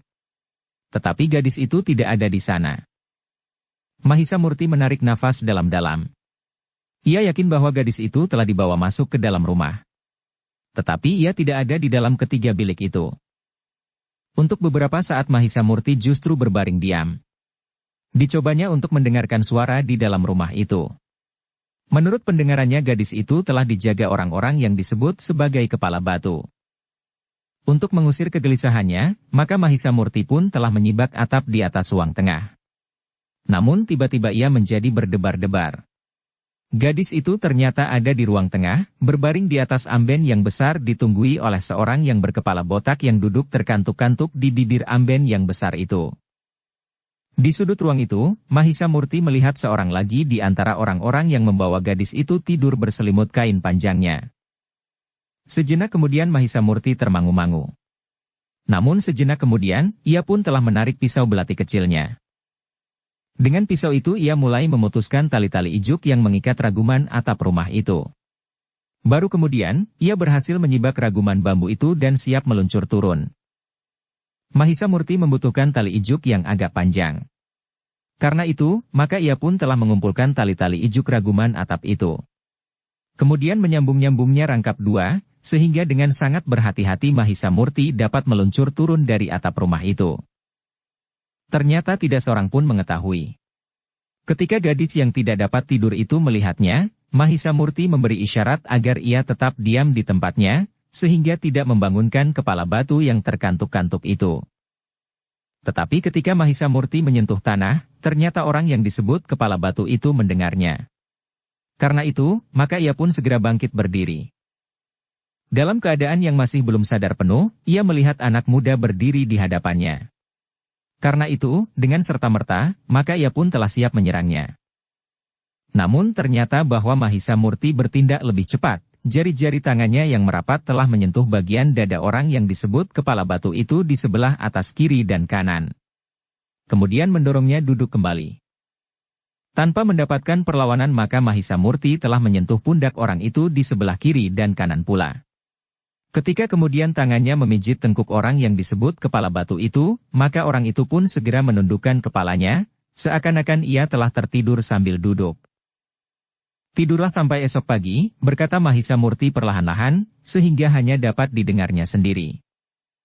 Kemudian ia pun telah memberikan isyarat kepada gadis itu untuk bangkit dan turun dari amben yang besar itu. Dibimbingnya gadis itu menuju ke pintu. Ternyata orang-orang yang membawa gadis itu telah tidur berpencar. Tetapi mereka benar-benar tidur nyenyak. Mereka menganggap bahwa dinding rumah itu terlalu kuat untuk dibuka dengan paksa sehingga mereka tentu akan dapat mendengarnya. Mereka sama sekali tidak menduga bahwa seseorang akan memasuki rumah itu dengan menyibakkan atap. Perlahan-lahan sekali Mahisa Murti mengangkat selarak. Kemudian membawa gadis itu keluar dan menyerahkannya kepada Mahisa Pukat. "Kau mau apa?" bertanya Mahisa Pukat. Mahisa Murti tidak menjawab. Tetapi ia pun telah masuk kembali ke dalam rumah itu dan menyelarak pintu dari dalam. Ternyata bahwa Mahisa Murti telah keluar dari atap itu pula. Kemudian menarik tali ijuk dan mengikat kembali raguman yang dirusaknya. Meskipun tidak utuh, tetapi Mahisa Murti sudah berhasil menghilangkan jejaknya setelah ia menutup ijuk atap itu kembali. Juga yang telah dibuka sebelumnya. Baru kemudian Mahisa Murti turun dari longkangan dan kembali ke pendapa. "Kita akan lari?" bertanya gadis itu. Tetapi Mahisa Murti menggeleng. Jawabnya, "Kita menunggu mereka bangun." Tetapi, gadis itu tidak mengerti. Mahisa Murti tersenyum. Katanya, "Percayalah kepada kami." Meskipun perasaan takut dan cemas mencengkamnya, tetapi ia tidak berani membuat rencana pelarian mereka. Segala sesuatunya memang dipercayakannya kepada ketiga anak muda itu. Mahisa Pukat dan Mahisa Semu yang semula tidak jelas apakah maksud Mahisa Murti, akhirnya menjadi terang. Karena itu, maka keduanya pun telah duduk di sebelah menyebelah gadis itu. Dengan nada rendah Mahisa Pukat berkata, "Kita harus menunjukkan kepada orang-orang yang ada di rumah itu, bahwa kita tidak dapat mereka tundukkan dengan cara apapun juga." "Tetapi apakah kalian akan bertempur?" bertanya gadis itu. "Tergantung kepada keadaan. Mudah-mudahan tidak." "Agar kami tidak perlu membunuh lagi," jawab Mahisa Pukat. Gadis itu mengangguk-angguk.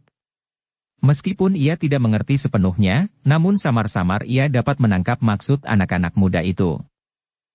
Dalam pada itu, orang yang disebut kepala batu itu bagaikan membeku di tempatnya. Meskipun ia masih tetap duduk, namun kesadarannya telah hilang sampai esok pagi. Ketika pemimpin dari orang-orang yang ada di dalam rumah itu terbangun, maka ia pun telah bangkit dari tempat pembaringannya. Bagaimanapun juga ia merasa bertanggung jawab atas gadis yang mereka pergunakan sebagai taruhan itu. Karena itu, meskipun dengan mata yang agak terpejam, ia telah melangkah ke ruang dalam untuk melihat apakah tidak terjadi sesuatu. Ternyata orang itu terkejut ketika ia tidak menemukan gadis yang menjadi taruhan itu di tempatnya. Dilihatnya orang yang disebut kepala batu itu menundukkan kepalanya, seakan-akan sedang tertidur nyenyak. Dengan cemas pemimpin itu telah mengguncang tubuh orang itu sambil bertanya lantang. "Di mana gadis itu, heh?" Orang yang disebut kepala batu itu sama sekali tidak menjawab. Tetapi bahkan ia telah jatuh terlentang di atas amben itu pula. "Gila," geram pemimpin itu. Gadis itu lari. Suaranya telah membangunkan orang-orangnya.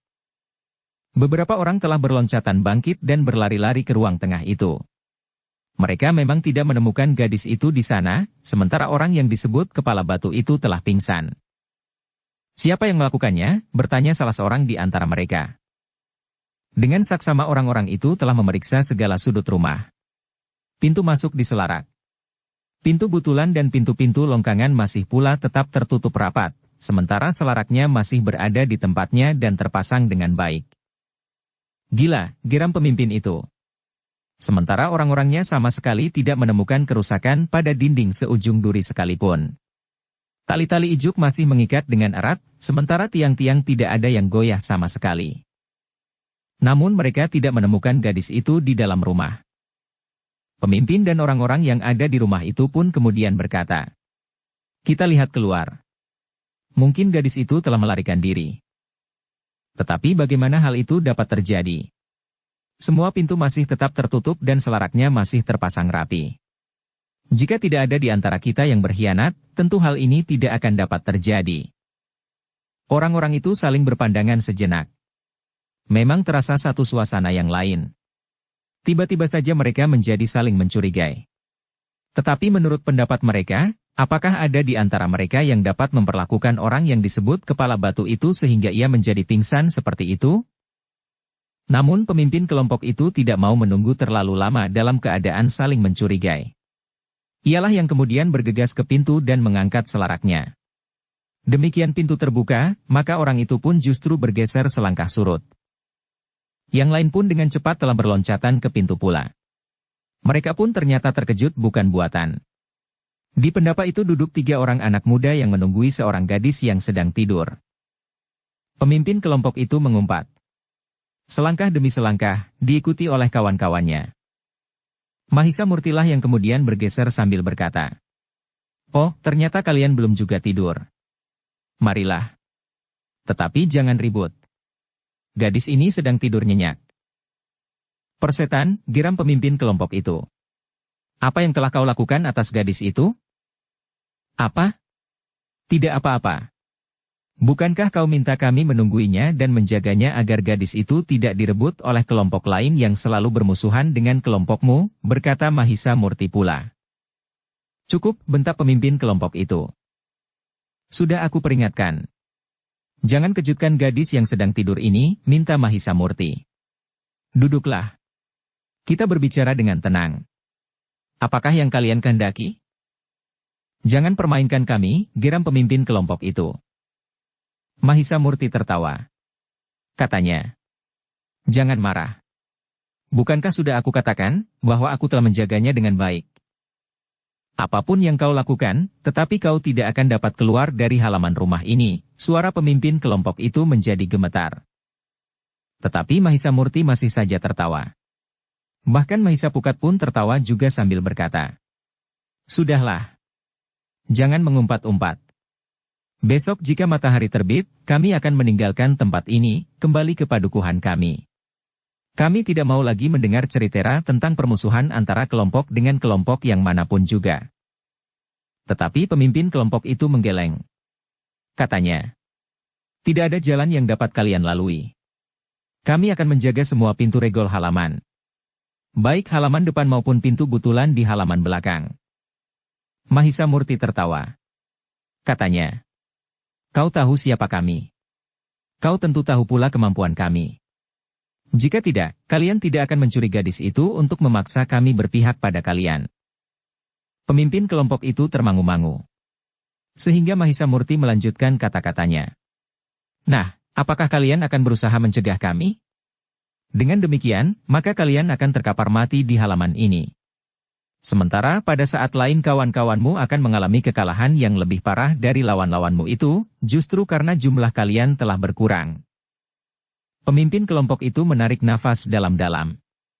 Kemudian suaranya menjadi lemah. "Baiklah.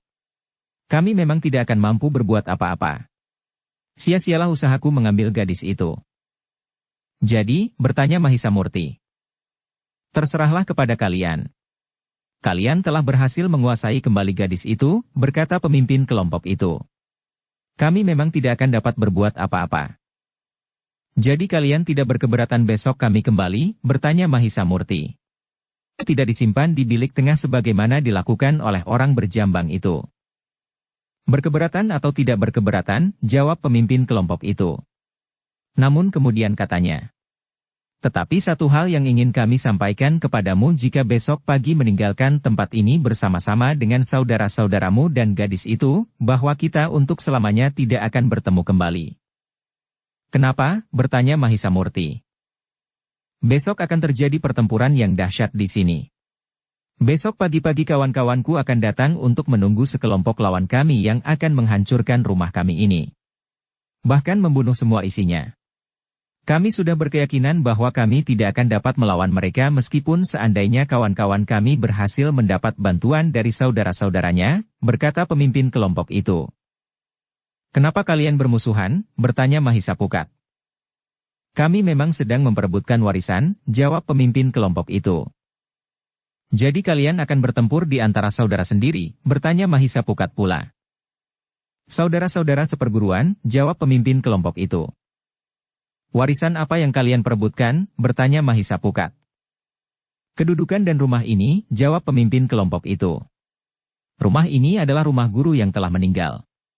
Di antara kami telah timbul persoalan, siapakah yang akan mewarisi kedudukan guru sekaligus rumah ini, sebagai tempat tinggal guru? Apakah gurumu tidak mempunyai anak? Bertanya Mahisa Semu. Guru tidak beristri dan tidak beranak, jawab orang itu. Namun Mahisamurti pun kemudian bertanya. Tetapi kenapa kedudukan gurumu menjadi rebutan? Apalagi rumah ini? Menurut penglihatanku, rumah ini adalah rumah yang biasa meskipun kuat. Tidak ada sesuatu yang mahal yang harus dipertaruhkan dengan nyawa. Apalagi nyawa saudara seperguruan sendiri. Memang benar, jawab pemimpin kelompok itu. Tidak ada yang berharga di sini. Kedudukan itu pun tidak terlalu penting karena hanya orang-orang yang memiliki ilmu tertinggi sajalah yang akan dapat menggantikannya. Orang itu berhenti sejenak, lalu, namun yang paling berharga bagi kami adalah pesan guru. Kakak tertua kami memang seorang yang memiliki ilmu tertinggi. Tetapi ada orang lain yang mengaku bahwa ia dalam kedudukannya sebagai murid, lebih tua dari kakak tertua kami. Sayang sekali bahwa beberapa orang saudara seperguruan kami mempercayainya dan bahkan berpihak kepadanya. Orang itu minta haknya untuk menjadi pemimpin perguruan kami dan sekaligus mengambil rumah ini. Kenapa tidak diberikan saja? Bertanya Mahisapukat. Sebabnya kami, bahkan kakak tertua kami itu tidak berkeberatan. Tetapi pesan guru harus kami junjung tinggi. Kakak tertua berniat untuk bertahan sampai batas yang manapun. Bukan karena kedudukannya, tetapi karena kesetiaannya kepada guru. Dan kelompok yang satu itu lebih kuat dari kelompokmu ini, bertanya Mahisamurti. Ya, jawab pemimpin kelompok itu. Menurut perhitungan dan keyakinan, kekuatan mereka lebih besar dari kekuatan kami meskipun saudara tertua kami akan datang bersama 2 orang saudara kandungnya. Tetapi jika ia berhasil menemukan kedua saudara kandungnya itu. Sementara kami mendengar dan melihat kalian serta hasil pekerjaan kalian, timbullah niat itu di dalam hati kami. Karena kami tidak mempunyai cara lain, maka kami telah mengambil gadis itu. Mahisamurti menarik nafas dalam-dalam. Katanya, warisan di mana-mana dapat menimbulkan persoalan. Baru saja kami menjumpai persoalan yang hampir sama. Tentang warisan. Tetapi bukan antara saudara-saudara seperguruan. Tetapi antara 2 saudara sepupu. Sedangkan masih ada pihak ketiga yang ikut melibatkan diri, dan justru yang nampaknya akan berhasil. Tetapi kami berhasil meletakkan persoalannya pada kedudukan yang sebenarnya. Itulah yang sebenarnya kami inginkan Kisanak, berkata pemimpin kelompok itu. Namun sebenarnya lah dengan jujur aku katakan, bahwa kita para murid yang bertengkar ini mempunyai dugaan yang sama, bahwa di halaman rumah ini tentu terdapat peninggalan yang berharga. Sebuah pusaka. Mahisamurti, Mahisapukat dan Mahisa Semu saling berpandangan sejenak, dengan nada rendah Mahisamurti berdesis. Harta benda, kedudukan, kitab sebagai lambang pengetahuan, pusaka yang dapat mendukung derajat dan kekuasaan, agaknya memang selalu diperebutkan. Kita masih belum sempat mengeringkan keringat setelah terlibat dalam perebutan warisan yang berwujud kitab di luar kehendak kita, setelah kita terperosok ke dalam perebutan kekuasaan yang juga merupakan warisan, kini kita menjumpai perebutan warisan yang berupa kedudukan, harta benda yang berwujud rumah ini dan yang agaknya paling penting adalah pusaka yang diduga ada di rumah ini, atau di halaman atau dimanapun disembunyikan di dalam lingkungan dinding halaman ini. Pemimpin kelompok itu termangu-mangu sejenak.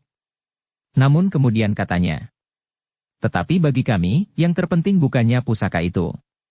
Tetapi kami sedang berjuang untuk mendapat pengakuan dari segala pihak, siapakah yang berhak melanjutkan kehadiran perguruan kami ini. Kenapa kalian tidak berusaha untuk berbicara yang satu dengan yang lain? Atau kenapa kalian tidak bersama-sama menegakkan kehadiran perguruan kalian? Jika kalian bersatu, maka perguruan kalian tentu akan menjadi kuat, berkata Mahisapukat. Kami sudah mencoba. Kakak tertua kami pun telah bersedia untuk memberikan berbagai macam hak kepada mereka. Tetapi agaknya mereka menuntut kemutlakan. Itulah yang sulit kami terima, juga berdasarkan pesan guru yang harus kami junjung tinggi, berkata pemimpin kelompok itu. Mahisapukat mengangguk-angguk. Namun katanya, aku baru mendengar dari satu sisi. Tetapi ternyata menarik untuk mendengar cerita dari sisi lain. Silahkan Kisanak, berkata pemimpin kelompok itu. Jika Kisanak berminat, besok Kisanak akan dapat bertemu dengan keluarga besar kami yang terpecah. Kisanak akan dapat menimbang pembicaraan kami. Menilai dan kemudian mengambil satu sikap. Kami memang ingin melakukannya, berkata Mahisapukat. Tetapi sayang. Kalian telah membuat kami menghadapi kesulitan. Kami harus mengembalikan gadis ini kepada orang tuanya. Karena itu maka kami harus pergi besok pagi-pagi. Pemimpin kelompok itu menarik nafas dalam-dalam. Katanya, ya, menyesal sekali. Kami pun telah menyesal, karena kami telah membawa gadis itu. Nah, sekarang pergunakan sisa waktu yang sedikit ini untuk beristirahat jika besok kalian harus menghadapi kerja berat. Mungkin kalian memang harus bertempur dan tidak sempat lagi menikmati nikmatnya tidur di pagi hari, berkata Mahisapukat. Jadi niat Kisanak untuk meninggalkan kami sudah bulat, bertanya orang itu. Ya. Kenapa? Apakah kau masih ingin mendapat kesempatan menculik gadis itu? Bertanya Mahisapukat. Kami minta maaf. Semata-mata terdorong oleh keinginan kami untuk mempertahankan diri, berkata pemimpin kelompok itu. Nah, sudahlah. Pergunakan sisa malam ini sebaik-baiknya, berkata Mahisamurti kemudian. Orang itu menarik nafas dalam-dalam. Namun kemudian katanya, baiklah. Kami akan tidur lagi di sisa malam ini. Lalu katanya kepada kawan-kawannya, marilah. Kita masuk. Kawan-kawannya menjadi heran. Untuk sesaat mereka saling berpandangan. Namun pemimpin kelompok itu menjelaskan, tidak ada yang dapat kita lakukan di sini. Meskipun kita menunggui mereka, kita tidak akan dapat mencegah apa saja yang ingin mereka lakukan. Jika mereka ingin pergi, maka mereka akan pergi.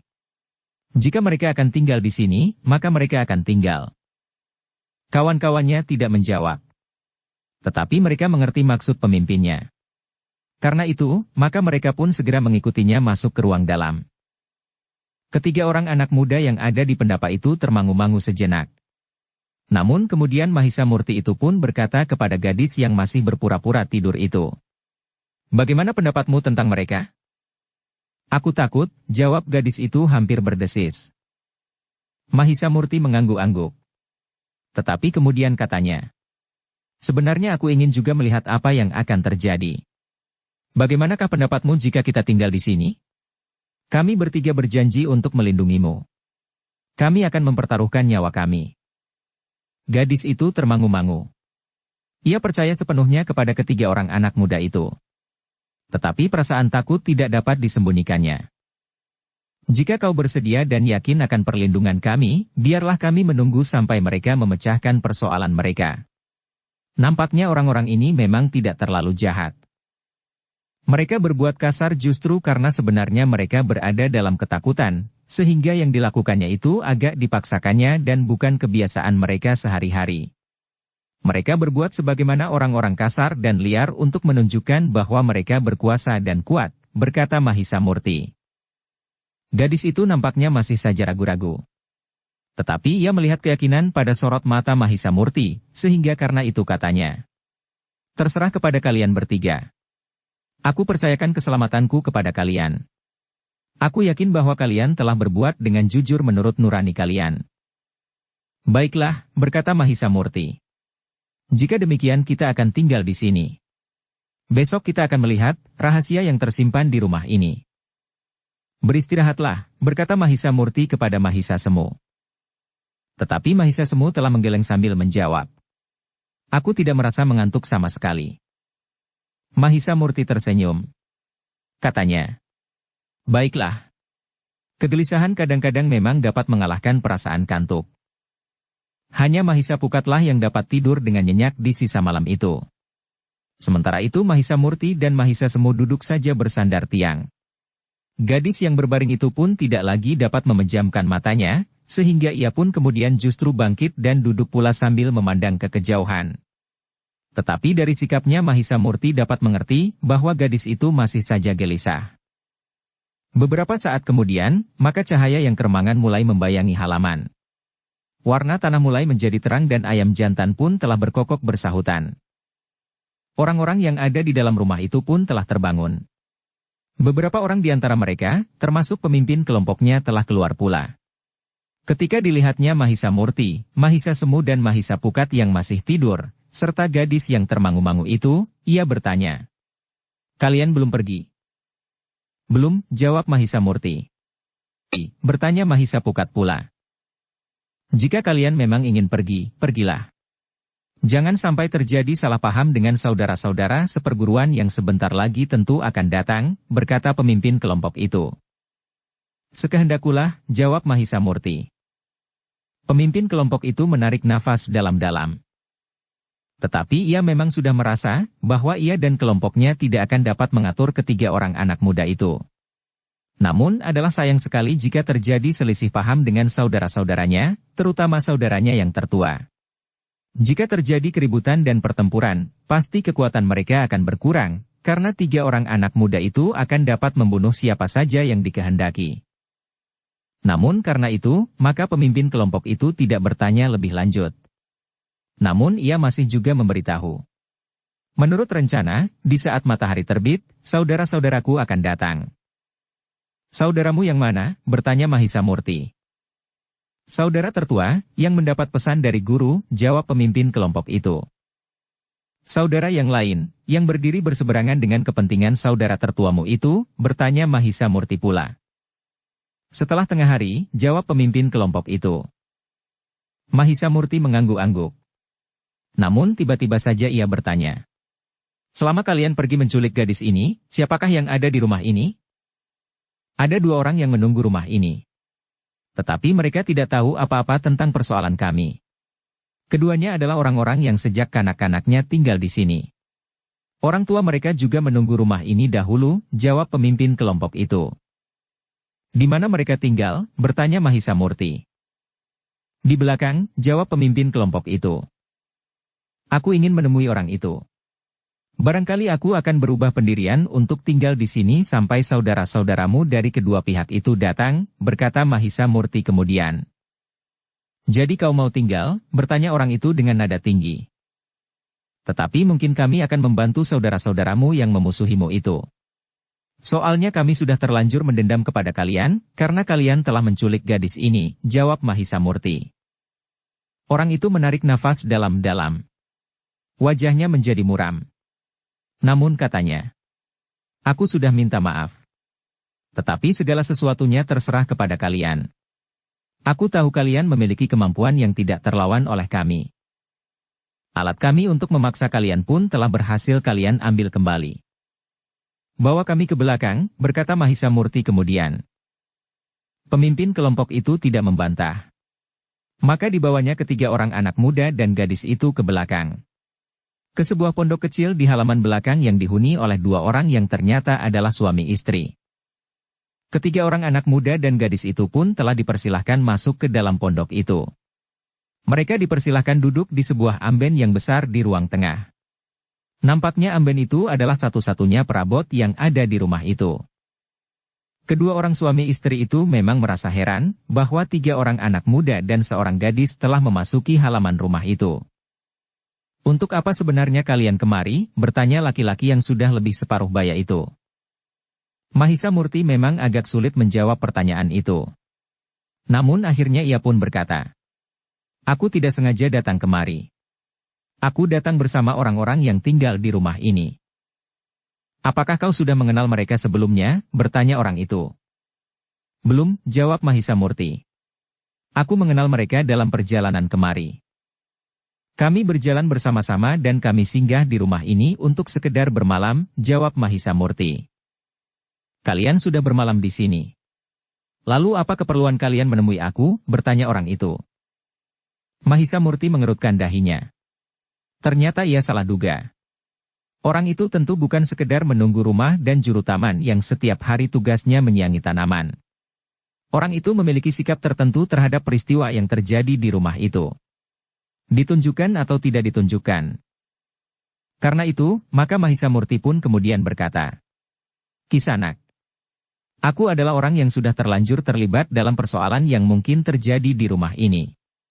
Aku sudah mendengar cerita tentang dua kelompok dari saudara-saudara seperguruan di rumah ini. Lalu kau akan berpihak? Bertanya orang itu. Aku tidak tahu, karena aku belum tahu persoalannya, jawab Mahisa Murti.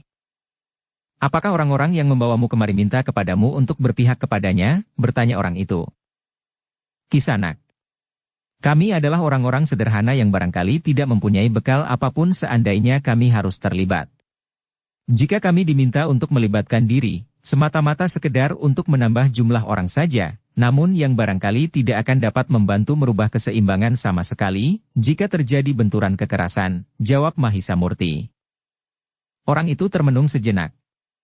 Sementara itu istrinya telah berada di dapur rumahnya yang kecil untuk menjerang air. Dalam pada itu, dengan nada rendah orang itu berkata hampir kepada diri sendiri. Orang-orang itu memang kasar. Tetapi mereka pantas dikasihani. Kenapa? Bertanya Mahisa Murti. Aku tahu, kau datang kepadaku untuk mendapat keterangan tentang isi rumah ini. Orang-orang yang membawamu itu juga tidak berkeberatan membawamu kepadaku, karena keteranganku mungkin akan menguntungkan mereka, berkata orang itu. Mahisa Murti menarik nafas dalam-dalam. Ternyata bahwa orang itu benar-benar seorang yang mempunyai sikap. Namun sebelum ia menjawab, maka Mahisa Pukatlah yang menjawab. Kau benar Kisanak. Nah, sekarang ceritakan menurut sisi penglihatanmu tentang orang-orang di rumah ini yang kau katakan meskipun kasar tetapi pantas dikasihani. Kemudian katakan siapa kau sebenarnya, karena kau tentu bukan sekedar juru taman atau pekatik atau gamel atau sekedar menumpang di tempat ini. Menurut pemimpin kelompok orang-orang yang tinggal di rumah itu, kau tinggal di sini sejak kecil karena orang tuamu juga tinggal di sini dahulu. Ya, jawab orang itu. Semua benar. Aku tinggal di sini sejak aku kecil. Karena itu, maka aku mempunyai keinginan atas rumah ini. Tetapi aku tidak berdaya untuk menentukannya. Apakah keinginanmu? Bertanya Mahisa Pukat. Supaya rumah ini tetap menjadi pusat perguruan yang dipimpin oleh murid tertua sesuai dengan pesan guru mereka ketika guru mereka itu meninggal, berkata orang itu. Apa pesan guru mereka? Bertanya Mahisa Pukat. Kau tentu sudah mendengarnya, jawab orang itu. Orang-orang itu tentu sudah mengatakannya, karena pesan itu adalah pangkal dari pertentangan yang agaknya akan memuncak. Kenapa kau berpihak kepada mereka? Tidak kepada kelompok yang satu lagi, bertanya Mahisa Pukat. Aku adalah orang tua yang mengikuti perkembangan perguruan ini. Jadi aku mempunyai wawasan yang agak lengkap tentang perguruan ini. Di samping murid tertua itu ternyata ada orang lain yang mengaku murid yang lebih tua. Ketika orang itu menyatakan dirinya, ia memang mampu menunjukkan ciri-ciri perguruannya. Ciri-ciri perguruan ini. Bahkan ia mempunyai beberapa kelebihan dari saudara tertua yang mendapat pesan dari gurunya untuk menggantikan kedudukannya, berkata orang itu. Murid tertua itu akan bertahan, bertanya Mahisa Pukat. Menilik wataknya, ia bukan orang yang gila pada kedudukan dan apalagi untuk dihormati. Ia orang sederhana. Yang memaksanya untuk bertahan adalah justru pesan gurunya sebelum gurunya meninggal, jawab orang itu. Baik. Sekali lagi aku mendengarkan ceritamu yang nampaknya menurut pandanganmu dari satu sisi. Tetapi aku masih ingin mendengar pendapat orang yang berdiri di sisi lain, berkata Mahisa Pukat. Silahkan Kisanak, jawab orang tua itu. Kau memang berhak untuk melakukannya. Namun dalam pada itu Mahisa Murti berkata selanjutnya. Tetapi untuk sementara aku minta izin tinggal di pondokmu ini. Silahkan. Aku tidak berkeberatan, berkata orang tua itu. Tetapi Mahisa Murti dan Mahisa Pukat itu pun kemudian tidak menghiraukan lagi tentang namanya yang tidak dipercaya oleh orang yang dianggap saudara tertua itu. Bahkan kemudian Mahisa Murti pun bertanya, "Namamu? Saudara-saudaramu yang terdahulu pun namanya belum kami ketahui?" Orang itu menarik nafas dalam-dalam. Katanya, "Sebenarnya aku juga mempunyai pertanyaan seperti pertanyaanmu. Apakah nama itu begitu penting? Tetapi baiklah, aku akan menyebut namaku, Miat Sangka. Aku agaknya tidak perlu menyebut nama saudaraku seorang demi seorang." "Memang sudah cukup," jawab Mahisa Murti. "Lalu, apakah kepentinganmu dengan kami di sini?" bertanya Miat Sangka. Mahisa Murti dan Mahisa Pukat terkejut. Sejenak mereka saling berpandangan. Namun kemudian Mahisa Murti bertanya, "Apakah saudara-saudaramu yang datang lebih dahulu di rumah ini belum mengatakan sesuatu tentang kami?" Miat Sangka menggeleng. Katanya, "Mereka tidak mengatakan apa-apa selain bahwa 3 orang anak muda di pondok belakang. Kalian datang justru pada saat-saat yang gawat." Mahisa Murti memandang pemimpin kelompok yang telah mengambil gadis itu sambil berkata, "Kenapa kau tidak mengatakannya?" Namun Mahisa Murti pun kemudian berkata, "Bertanyalah kepada orang yang disebut kepala batu itu." Orang yang disebut saudara tertua itu mengerutkan keningnya. Namun kemudian ia pun berpaling kepada pemimpin kelompok dari antara mereka yang datang lebih dahulu. "Apa yang dapat kalian katakan kepada kami?" "Maaf Kakang," orang itu menundukkan kepalanya. "Tidak ada maksud lain kecuali untuk mempertahankan kedudukan Kakang sebagaimana dipesankan oleh guru." "Jadi kau minta bantuan mereka?" bertanya orang itu. Pemimpin kelompok itu termangu-mangu. Lalu katanya dengan nada sendat, "Ya, kami telah minta bantuan mereka. Tetapi cara yang kami tempuh ternyata akhirnya justru tidak menguntungkan." "Apa yang sudah kau lakukan?" "Aku juga datang bersama 2 orang saudara kandungku. Meskipun kedua orang saudara kandungku itu tidak memiliki ilmu yang memadai, tetapi ia akan dapat membantu menegakkan pesan guru." Pemimpin kelompok dari orang-orang yang menculik gadis itu akhirnya menceritakan apa yang sudah dilakukannya.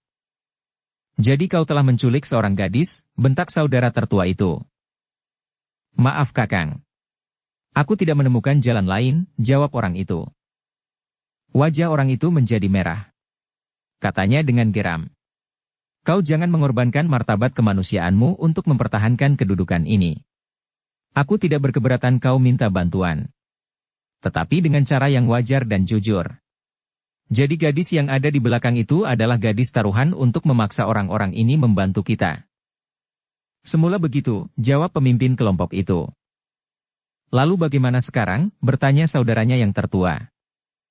"Anak-anak muda itu dengan mudah tanpa kami ketahui, berhasil membebaskannya. Tetapi mereka tidak melarikan diri. Mereka justru menunggu kami terbangun," jawab pemimpin kelompok itu. "Aku tidak tahu maksudmu," berkata saudaranya yang tertua. "Kami ternyata tidak mampu berbuat apa-apa atas mereka. Juga untuk menahan gadis itu. Mereka ternyata dapat berbuat apa saja sesuka hati mereka. Bahkan membunuh kami sekalipun," jawab pemimpin kelompok itu. Saudaranya tertua mengangguk-angguk.